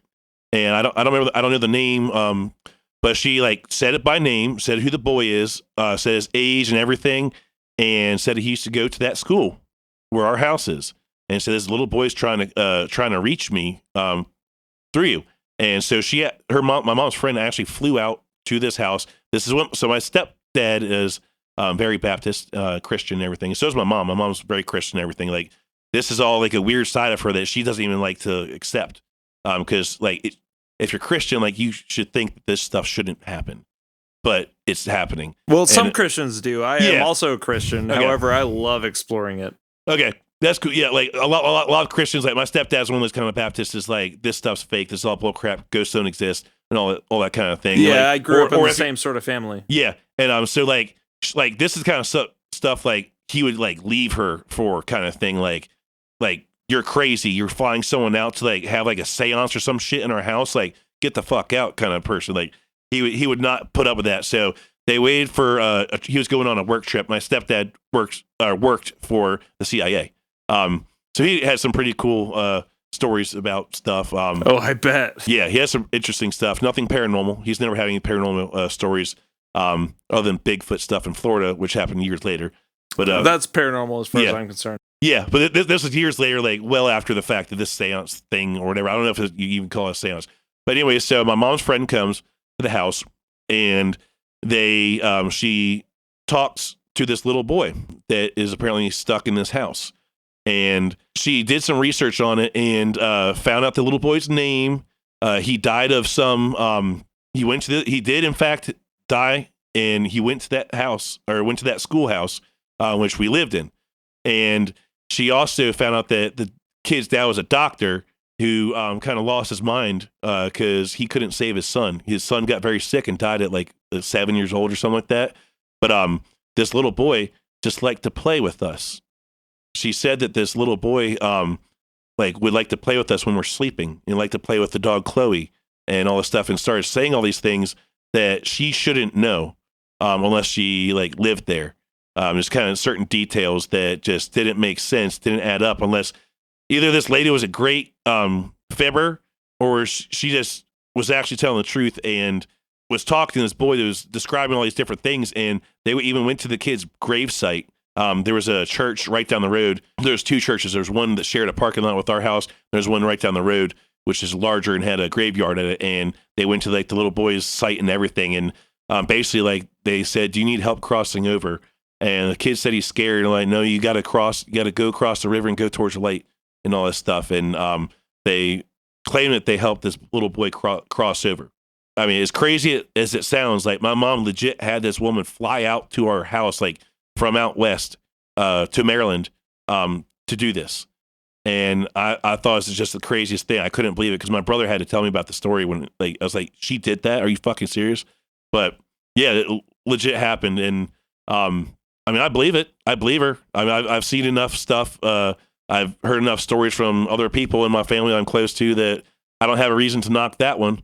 I'll be honest with you, man. I've heard a lot crazier. Yeah. And believed a lot crazier. Yeah. It was pretty wild. But after that, I was like, screw that, because it's really scared me, because she said that the little boy liked to play with us while we slept. Yeah, that's something interesting. I don't like that. That's creepy as shit. Think about it this way. The little boy had no one to play with, and apparently he was only allowed out at night. So yeah, what more could he do? Yeah, true. Didn't hurt you. No, never hurt me. And I can't say if it was a little boy that was knocking stuff over, like, or if it's something else. There's definitely a lot of things happening at that house. So that was kind of Civil War era. No, so the cabin I was talking about that used to be on the property. Oh, I want to hear about the cabin. Yeah, it's not a long story, but it's basically my stepsister Amy. she had a dream, and she had this dream about this family that lived on the property, but the house that was there wasn't there. There's a cabin on the property, but it was back where our garage was. There was not a garage in the dream. It was just this little cabin. And come to find out, after she had this dream about this family, I don't remember what she said happened. She had said it was something weird. I don't remember if it was a nightmare or a dream. She just had a dream about this cabin that was on that property, and there's nothing else there except for just this cabin. And there's a church that's next door that shared the parking lot that we shared with the church in the house. And so my stepdad the next day is like, there used to be a cabin on this property, like back during the Civil War, and it's where Jeb Stuart and it was Jeb Stuart and somebody else. I don't know if it's General Lee or who it was, but it was Jeb Stuart and some other Confederate like general or whatever met on that property, and it's documented history that it happened on that property in this cabin. And she had a dream about this cabin, and had no idea that there was ever a cabin on this property before. So I thought that was pretty interesting. That's where it ties in the Civil War, because the house is very old and the property is very old and has some historical significance to it. Was there any more detail on her dream, or I would have to ask her. Honestly, don't know. I would have to ask her about it, because I'm remembering this story. This happened back in like 2004 or 5. It sounds like her dream was a perception of some past reality, perhaps. Right. Yeah, definitely could be that. I just remember she was really freaked out about it, so I guess it was a nightmare. I wish I could remember more. I'm really bad with details with when people tell me something. Well, it wasn't your own experience, yeah. So I can't blame you. But it does seem like, especially the fact that you said she was freaked out. Yeah, I remember her being a little freaked out about it, and then when my stepdad told her that, there was a cabin on this property, but long before there was a house, and Jeb Stewart and so met here, and they did this, and I forget I don't remember what they did, but it's pretty wild. It sounds like she might have had some sort of a glimpse into the past. That could be kind of like what my mom was seeing, like when she was seeing like these apparitions, like the woman that's dressed in like 1800s clothes, and she seemed like she was illuminated and didn't make sense and looked way out of place, like where she was in the middle of the winter, like sun's going down, gloomy outside, but this woman's she's out of place. Yeah, no, that's extremely common here in Virginia with the Civil War. You go to Williamsburg, you go to Gettysburg, you go to any place that there has been a major battle.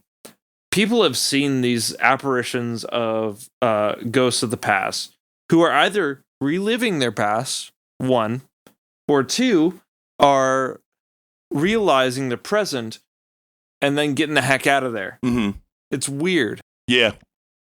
I've always wondered, like, if ghosts are aware of what it, like, when a ghost appears to us in this universe or time or whatever, are they aware that they're here, or do they have, like, are we ghosts to somebody in the future now? Well, that's the thing, is that there are those ghosts who are just reliving the past. We call that residual energy. Yeah. Where they're replaying a scene that's already happened, and they're just replaying it over and over again. And then there's the ghost of a person from the past who finds himself in the present and realizes their present surroundings, right? Right. This isn't residual energy. This is a ghost that is living from the past into the present, and seems to recognize their surroundings and are completely surprised by them. You'll see some ghost, perhaps, of a 16-year-old who fought in the Civil War, who is now standing over someone as they're sleeping. And when that person wakes up, the ghost becomes surprised and runs away. Right. So it seems like they are, like, at least all of a sudden they're aware that something's happening. Well, yeah, exactly. It's like, oh, I'm just stuck in, the between, perhaps you might say. And as soon as someone's aware of me, I'm scared of that. Yeah. Yeah, that'd be really creepy, like knowing that something else that we're perceiving as a ghost or whatever the hell it is aware of you.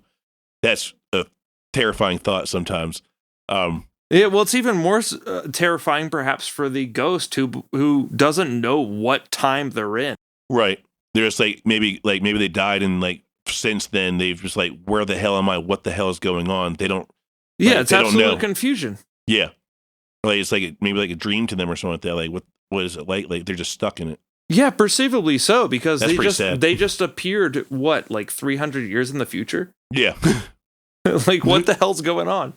Yep. I think wondering if I've always thought it's possible, like what if like time slips or like the fabric of like space time, parallel dimensions, stuff like that. Like if they're all kind of here at the same time but in different time periods, like things can break. Why can't stuff like that be bent and just like accidentally just have little blips and stuff like that, which could be like what's happening, like because people see like ghost ships or like ghost houses and ghost people. It's not just people they're seeing, like sometimes like there's dogs or like ghost objects even. Like what if that's what's going on, like just some things happening in the universe or that universe that it kind of glitches, or not glitches, that's matrix theory, but or simulation theory. But Well, this is what's so exciting about the time that we live in, because we are just on the cusp of understanding quantum physics. yes, And I believe that might be a huge factor into figuring out what the hell's going on with all of this. absolutely. Because not only in the realm of like spiritualism, where there are ghosts and perhaps angels and demons or whatever type of spirits coming through and interacting with our world, but also the cryptozoological, where people see a Sasquatch vanish before their very eyes and continue to break branches as it's invisible. This is That's crazy. This is a very common thing happening in our Sasquatch world. is becoming invisible. Yeah. Oh, yeah. What? Definitely. I've never heard that. Makes them even more terrifying. These things are not just a flesh and blood creature. Yes, they are probably a flesh and blood creature, but not only that. For sure. Have you heard of the idea that they're Nephilim? Yeah. Oh, hundreds of times. Yeah, because I like my stepfather. He thinks that they could be Nephilims by chance or something like that. Like Maybe. I mean, possibly. I don't know. He's really big into Bigfoot. I am as well. I would say I'm a Bigfoot fan. I've had a Bigfoot experience myself a couple times actually. It sounds like no way you would have this because all this other crap happens to you. The odds of that happening, like you're just into this, you're making it up. Well, Joe, I've got you here now. Tell me about it. Okay, so Littleton, North Carolina. That's where Lake Gaston is. Family's having a reunion there because step grandparents sold the beach place in the British Virgin Islands, so we now have reunions someplace on the East Coast, be it from Florida or all the way up to like New York or something like that. But so this time is Lake Gaston in Littleton, North Carolina, and so I've never heard of Littleton, North Carolina. All I see is it's about 3 hours from here. And I'm like, cool. It's like a really quick drive. Like I can just drive there in 3 hours, and that's really easy to make this trip.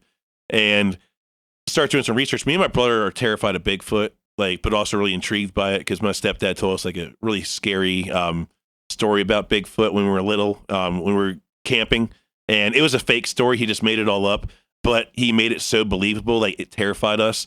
And from then on, we were just like, oh my god, about Bigfoot.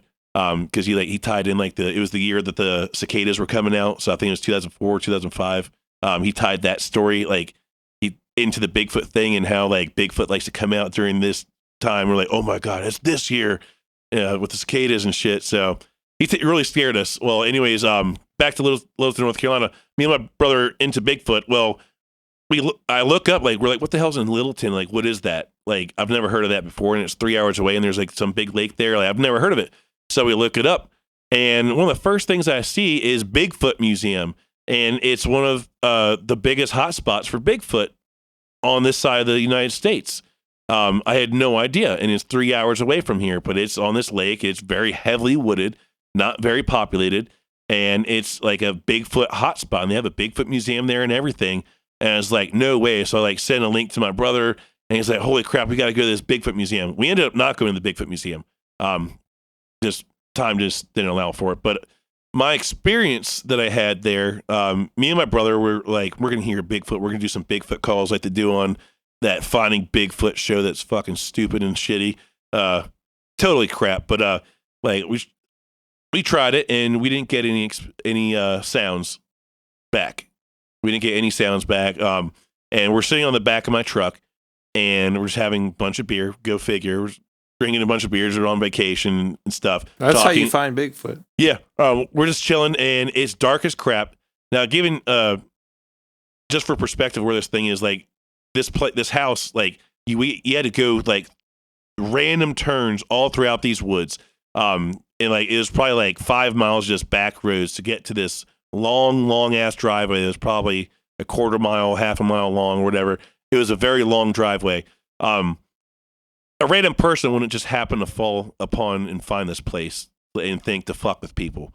Well, we're talking. I'm talking to my brother, and it's about 2:00 in the morning, and he's like, "All right, I'm going to bed. I'm tired of shit." So he goes to bed. I'm sitting on my tailgate after he goes to bed. I'm like, it's a little creepy out here. It's dead of the summer and everything. And it's dead quiet.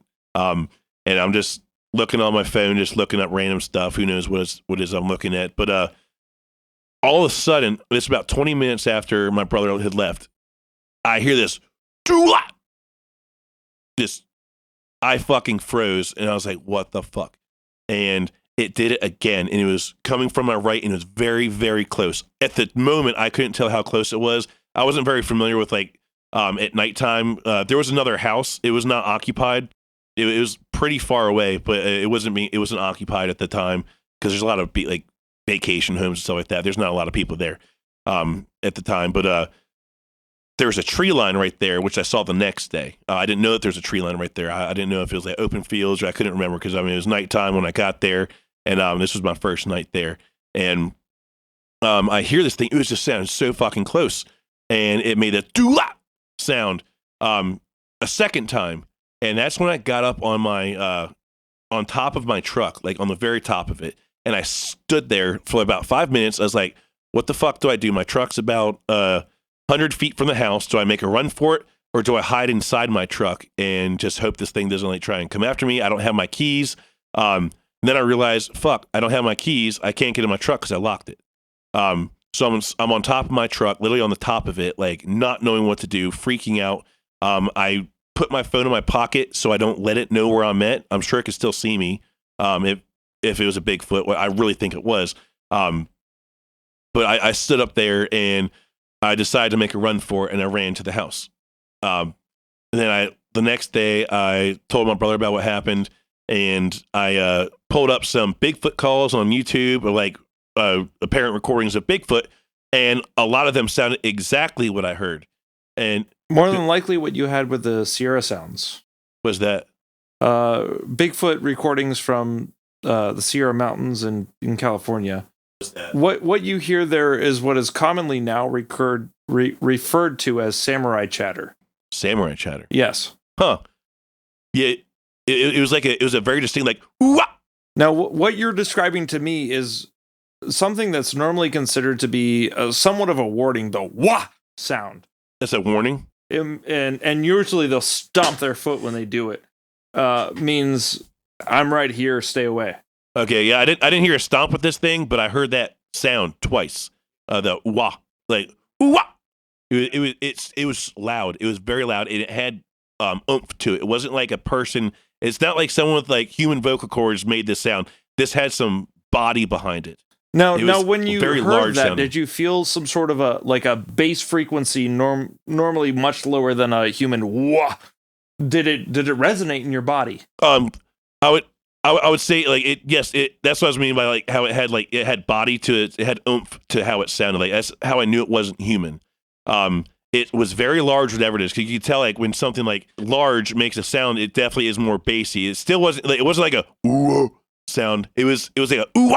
It was very vocal, but it had just like the extra oomph and I guess bass, like lower frequencies among with that. So the fundamental frequency was still probably up in human range. Yes.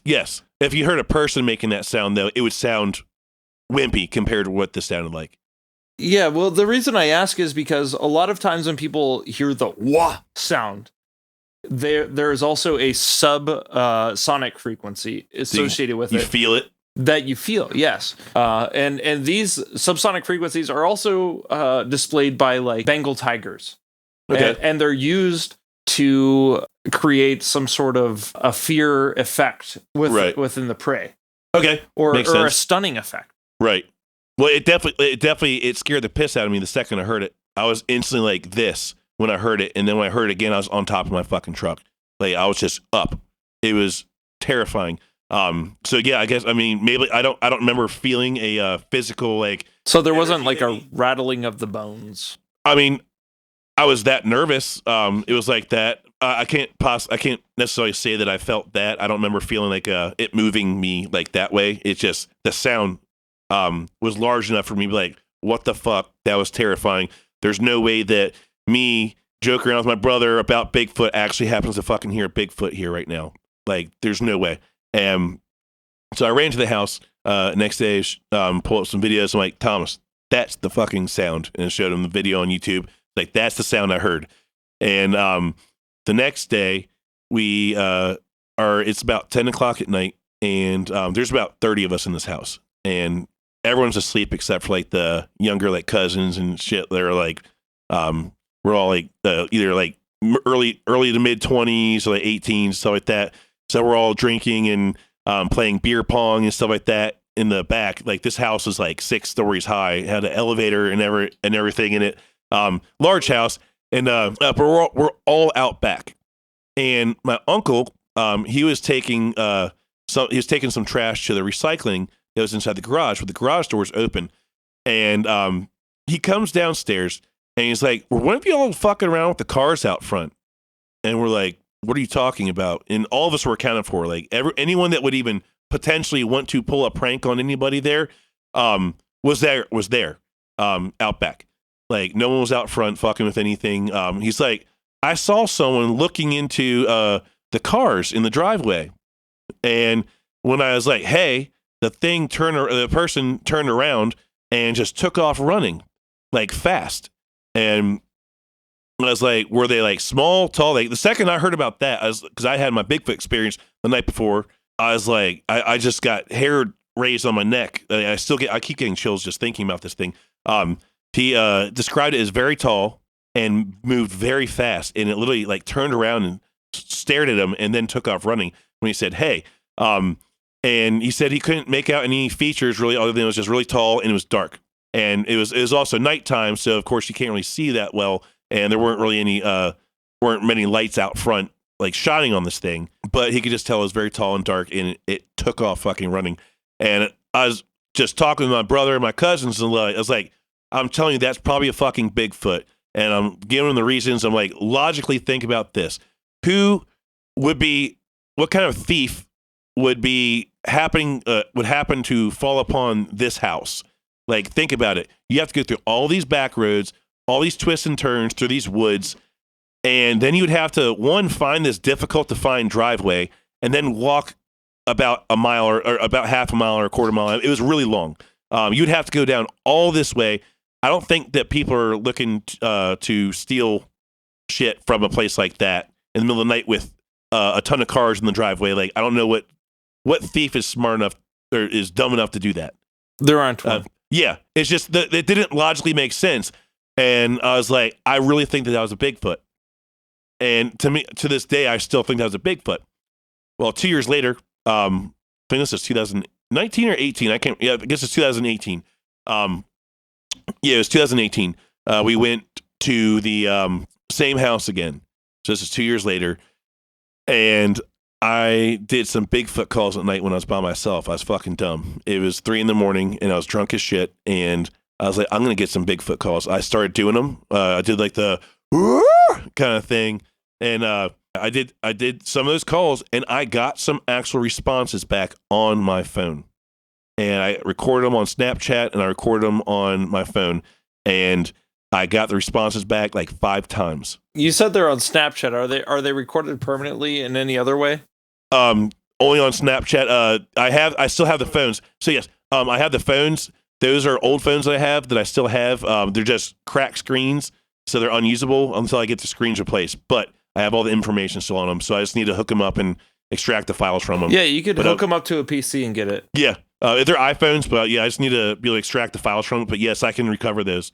I just have to figure out which phone it was, because I've got like 3 phones like that. I doubt we'd be able to get that in time for the upload that we're doing tonight. Yeah, I would have to do some. I do have to do some digging to find. I know where at least one of those phones is. That would be awesome to have, though. So this one did kind of like a Okay. kind of thing. That was the first thing. And then I heard a kind of thing the second time, and then other ones were just kind of like the whoop sounds that I was getting back, like the exact same sound I was making. It was making back. It was like either that's some drunk people thinking this is funny, or that's Bigfoot talking back to me. And I recorded on my phone and got multiple responses. Showed my brother the next day. He was fucking like, he's like, I'm not going outside ever again here. Like I'm just not going outside.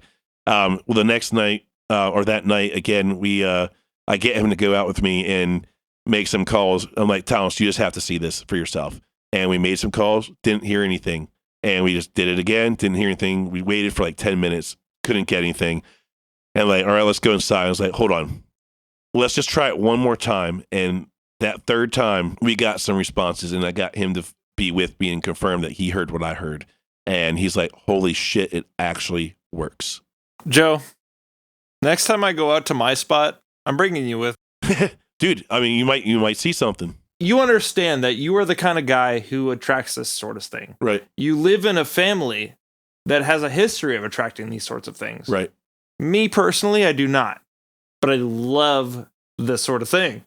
Depending on where I'm kind of terrified of the woods. I'm scared of the woods. Shit, my cousin, he got mauled by a grizzly in Yellowstone last year. And now actually this year, he got mauled to death by a grizzly. And, I got good news for you. There's no grizzlies here. No, there's just scary stuff, but really, I'm terrified of Bigfoot. The I don't know what I'd do scariest if thing I we got see around one. here is probably Bigfoot. Bigfoot. Yeah. Well, we've also got the ghouls. The ghouls. The ghouls. Hmm. Don't worry about it. Don't worry. Yeah, about I'm not sure. I mean, I know like ghouls, but like I'm not sure like which ghouls you're referring to. Have you heard of the Wendigo? The Wendigo. It sounds familiar. Is that thing the Algonquin folklore? Yeah, the kind of like the rake we were talking about earlier. Yeah, exactly. Yeah, exactly. Yeah, that thing terrifies me, and I have a story about the rake. I'm not sure about the Wendigo.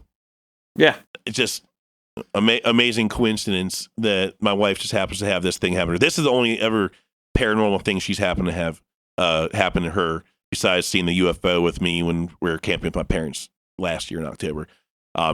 So we go to this Go Figure band camp. We called it the Summer Music Festival. That was Swanee Summer Music Festival in it's in Swanee, Tennessee. Not quite Middle Tennessee. I guess more Eastern Tennessee, but it's in the middle of the state. She had told me this story back like when we first met. It was the year before we met that this occurred. So she didn't even know me yet. She told me about how there's this crazy storm going on, and her and her friends were like just like sneaking out. She was like 18 or whatever, and was going to different dorms and like hanging out and partying and stuff like that. And basically, she had walked from one dorm to another to her friend's dorm. Looks out the window because she's waiting for her friend Colby to come, and he wasn't coming. And she saw this thing.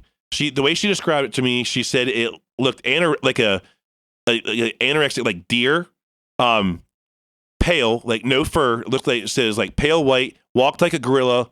Looked kind of like a deer, but it walked like a gorilla, kind of like this, like lanky and very skinny and pale, no hair, anything like that. Just it's how she described it. And then I was like, that's weird. I was like, you're probably full of shit or something like that. I was like, but I mean, no, she was dead serious about this thing. And a couple years later, I was doing some music theory homework with one of my friends at his house, and they have one of these like cryptozoology shows on about different creatures and stuff like that. I was just going through all sorts of things like skunk ape, leprechauns, and all that stuff. And then it came to this thing called the rake. And the rake, this TV show described this thing living in Middle Tennessee, and they called it the rake. And they showed pictures of it, and it was exactly what my wife described. So maybe it's like the Wendigo, more so like what the Wendigo is. And nowadays we'd call it a pale crawler or a ghoul. Because I don't know exactly what these things necessarily look like in person. Like just imagining what they look like is chilling. I've heard from 4 people here in Virginia what they look like. So those things are here in Virginia. Yeah, oh yeah. God damn it! I don't want to. Oh, I have woods like right by my house and like in between my house, and I've never heard of an aggressive encounter. it's just they just exist, and Yeah, they're around. screw that. I would never sleep again if I saw that. Even if they're nice, I would never sleep. I'm not sure they're nice. I don't like that. That creeps me out. Because maybe that's like what my wife saw as a ghoul or like Wendigo kind of thing. Because I mean, it sounds a lot like that. Do they walk on all fours? Do they walk Usually, upright? yeah. Okay, yeah. Because she described this thing as walking like a gorilla. Was very skinny. Looked like a furless deer almost walking like a gorilla. So Yeah, that doesn't seem to match very well.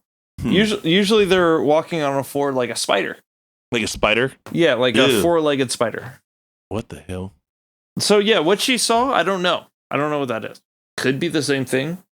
She might have just not described it to me well enough, and it could be that. And I mean, she saw it from afar, but it wasn't very far away. I'm not doubting her description. I'm not trying to match it to something that I know exists. Mm-hmm. It could be something else. It could be the same thing, acting in a way that I don't know that it can act. That's why you ask people and have people come on your podcast. Though, I mean, that's the purpose of this thing. Yeah. Is we really don't know much about any of this. No one does.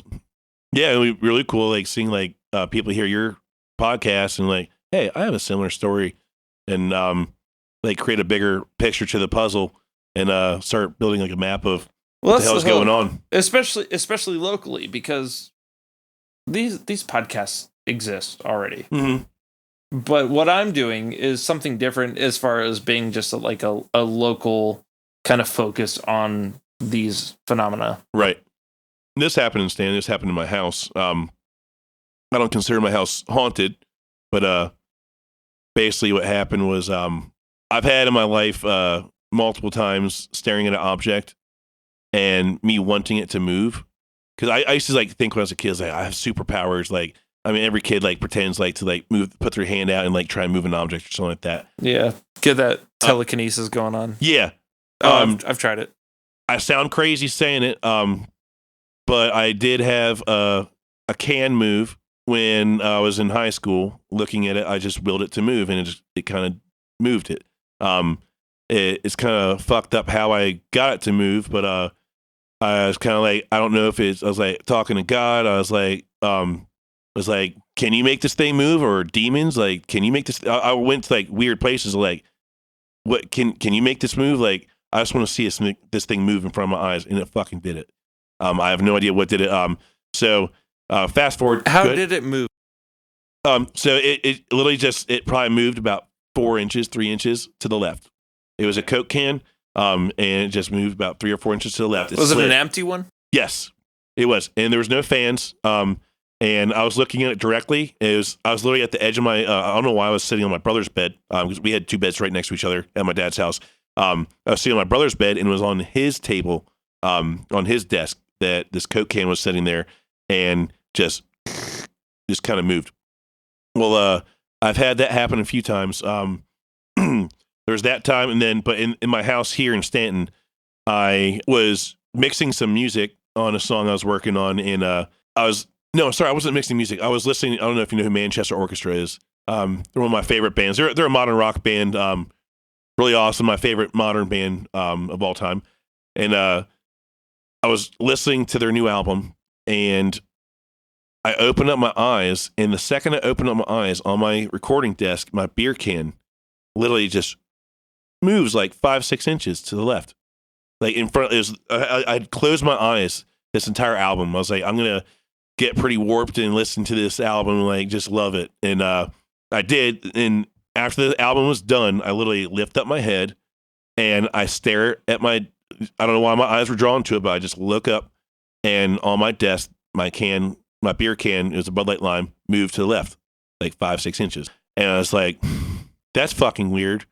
I'd like to pretend that didn't happen. And because like, I've always thought like my house isn't haunted. This one, because I've never had any other experiences other than that in this house. First house I've ever had that didn't have anything in it. But yeah, so that happened. And I'm not sure if I made that happen or if it's something else moved it.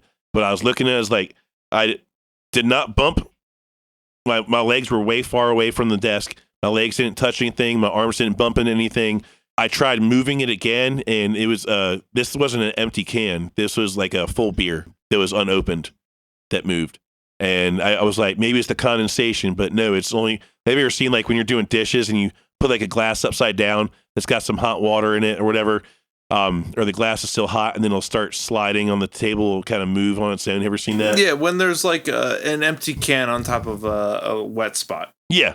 Well, this is a full can, and it literally just moved again. It was just like the first time I'd seen one. It was very odd, and for some reason it didn't freak me out though. Like I wasn't too scared. I was just like, I like to pretend that didn't happen. And I just kind of pretended it never happened, and nothing's happened since. Yeah, I mean, I like I'm weird and testy with stuff. Like, I don't want to see like it's kind of like you don't want to see like a plane crash because you know a bunch of people are going to die. But I want to see a plane crash. It'd be kind of cool. Like it's really cynical, but like same kind of idea of like maybe it's if you want like I don't want to see a ghost. Like that would freak the shit out of me. But I want to see a ghost. Yeah, you say that now, but the after effects have an actual like consequence. Yeah, they could be detrimental. Like you know, right now I want to see. I told you already. I'm super into cryptozoology. Yeah, I want to see a Bigfoot. I want to see a crawler. I want to see a dog man. But if I do, what are the consequences? Yeah, seeing I was terrified. I'm terrified of Bigfoot. I don't want to see a Bigfoot. Like, I mean, I want to see one maybe from a safe distance. I don't want to have another Bigfoot experience though, where it knows of me and I know of it. Like that was just terrifying. Like just hearing that, knowing like the vulnerability I felt being on top of my truck, just it knowing where I'm at and me not knowing where the fuck it's at. Well, Joe, I do want to say if I ever get the chance, I'm taking you out to where I know I can get a Bigfoot experience. This is in Virginia? Yeah. Oh no, I've got places. Okay. I've been there. I just haven't had anything. I'd be interested in going. Might have to bring my wife. She can make me at least calm down a little bit, or I don't know. I'd be terrified. Bring who you want, as long as you're there. That's the thing. I'd be down. I'd be down with that. You seem to be the crux of these experiences. I would totally do that. I'd love to do that. That'd be cool. Yeah, I will hold you to that. And I just want to say, thank you for coming on my podcast. Absolutely. It's been a wonderful time. Awesome. Thank you for having me. Been a great time, and I didn't realize how fast this seemingly, was it 2 hours we've been talking at least? Yeah, we've been here for about 2 hours. It might not be 2 hours once it's edited, but... Yeah, but like, shit, I mean, time flies when you're having fun. I've been enjoying talking about my experiences. And I have more. I do have more. Well, I'd be glad to have you back on. That'd be awesome. Yeah. And also, whatever happens from now until then, I could talk about too. Wow, that was intense. I'm so glad we were able to have Joe on the podcast this evening. This guy has got a ton of stories, and we haven't even reached the surface of it. We've barely scratched the surface. So we'll be sure to invite him back on. I just want to say a huge thank you to Joe, because I know he was really busy the day that we recorded the interview. He had a lot going on, and we tried to do the interview over the phone. However, the audio quality was abysmal. And I was just like, hey, man, is there any possibility that you could just come over and do it? And he did. He came over. He gave us his stories. And thank you so much, Joe. It sounds wonderful. And I also want to thank everyone else who's come on the show for this season. We've had wonderful guests. Thank you, Tara, Derek, and Q. You guys gave really good accounts of things that most people have never experienced in their lives and would not want to experience them. These are the things of nightmares. And I said I wanted to try out podcasting for October just to see how it would go. I've got to say I do quite like it. However, it's really hard to get people on the show to give their stories. And because of that, I'm going to tune it down to one upload every other week, just until I can get things rolling again, and maybe we'll go back to a weekly upload schedule. However, Virginia is odd, and Virginia will stay odd. I hope everyone has a spooky Halloween, and thank you so much for listening. Good night.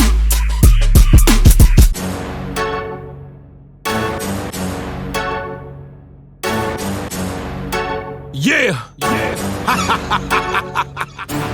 Official pistol gang. Vinny Paz, Louis Dogs. Oh, drama, Bin Laden. D-Miles. Yo, Premier, what's up, motherfucker? DJ Clips, what up, baby? La Coca, Bill Slain, Danny Boy. Yo, Everlast, what up, cuzzo? Listen. A rebel to yell, take you through the levels of hell. Take your commissary pussy like it's settled in jail. I'm a heavyweight Vinny, don't need to get on the scale. A man of God, but usually the devil prevail. I don't work, all your motherfuckers work for me. I love death, you motherfuckers get murked for free. I don't follow trends, I just do what work for me. I don't live on earth, the motherfucking earth in me. Louis Dogs don't relate to y'all, cause I'm a godly creature. I chop a motherfucking brick like a karate teacher. I wouldn't call what you doing sick, you just got a fever. I have my mother's heart and I have my father's features. Yeah, you know I got the hammer in the jeans and more white shit than in the Canada latrine.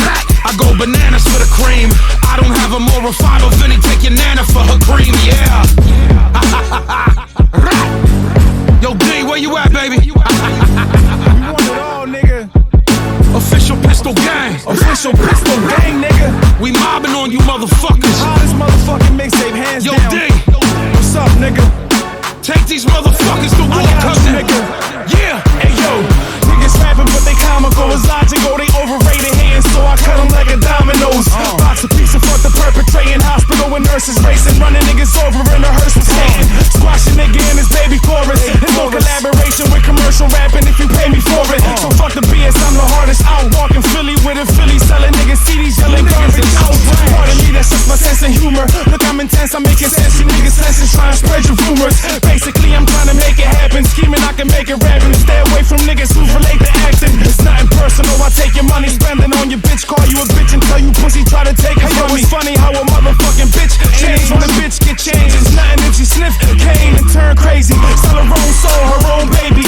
All over this gravy, it's all over. It's shady how the world turns. And it's all over this money. It's funny, next thing you know, you all over your money with your face out. Brains bleeding, your dame leaving with the next man. Plan A to the plane, scheming on your life savings. Like praying it might save him from his life wasting. All over his wife patience. I don't like hatred, but if you can do it to me, I'ma do it to you. Give a fuck if you beautiful, what your booty can do. Your pussy tight titties, big bitch, what did he do? I got a bundle on your head to kill you and your crew. That's a must, they don't like you. Mind you, bullets fly through your head, they won't find you. Blind you with red beans, rare you cockroaches. Chicks should get it too, so baby do not approach us. I'm a sick being, stick me in a rap cypher. I'm a lighters, hairspray 'em and burn biters. Yo, D. Yo, you just caught a body on these motherfuckers, cuzzo. Yo, word of Allah, this the body snatchers. It's the return of the body snatchers. Official pistol gang, baby. J-Rock. All my motherfuckers. Yo, just a law, out of space. Breathe the Lord's cause. Bird to jerk. OG filthy rich. We punch motherfuckers in the face for breathing, baby. Body snatching. Catch your body.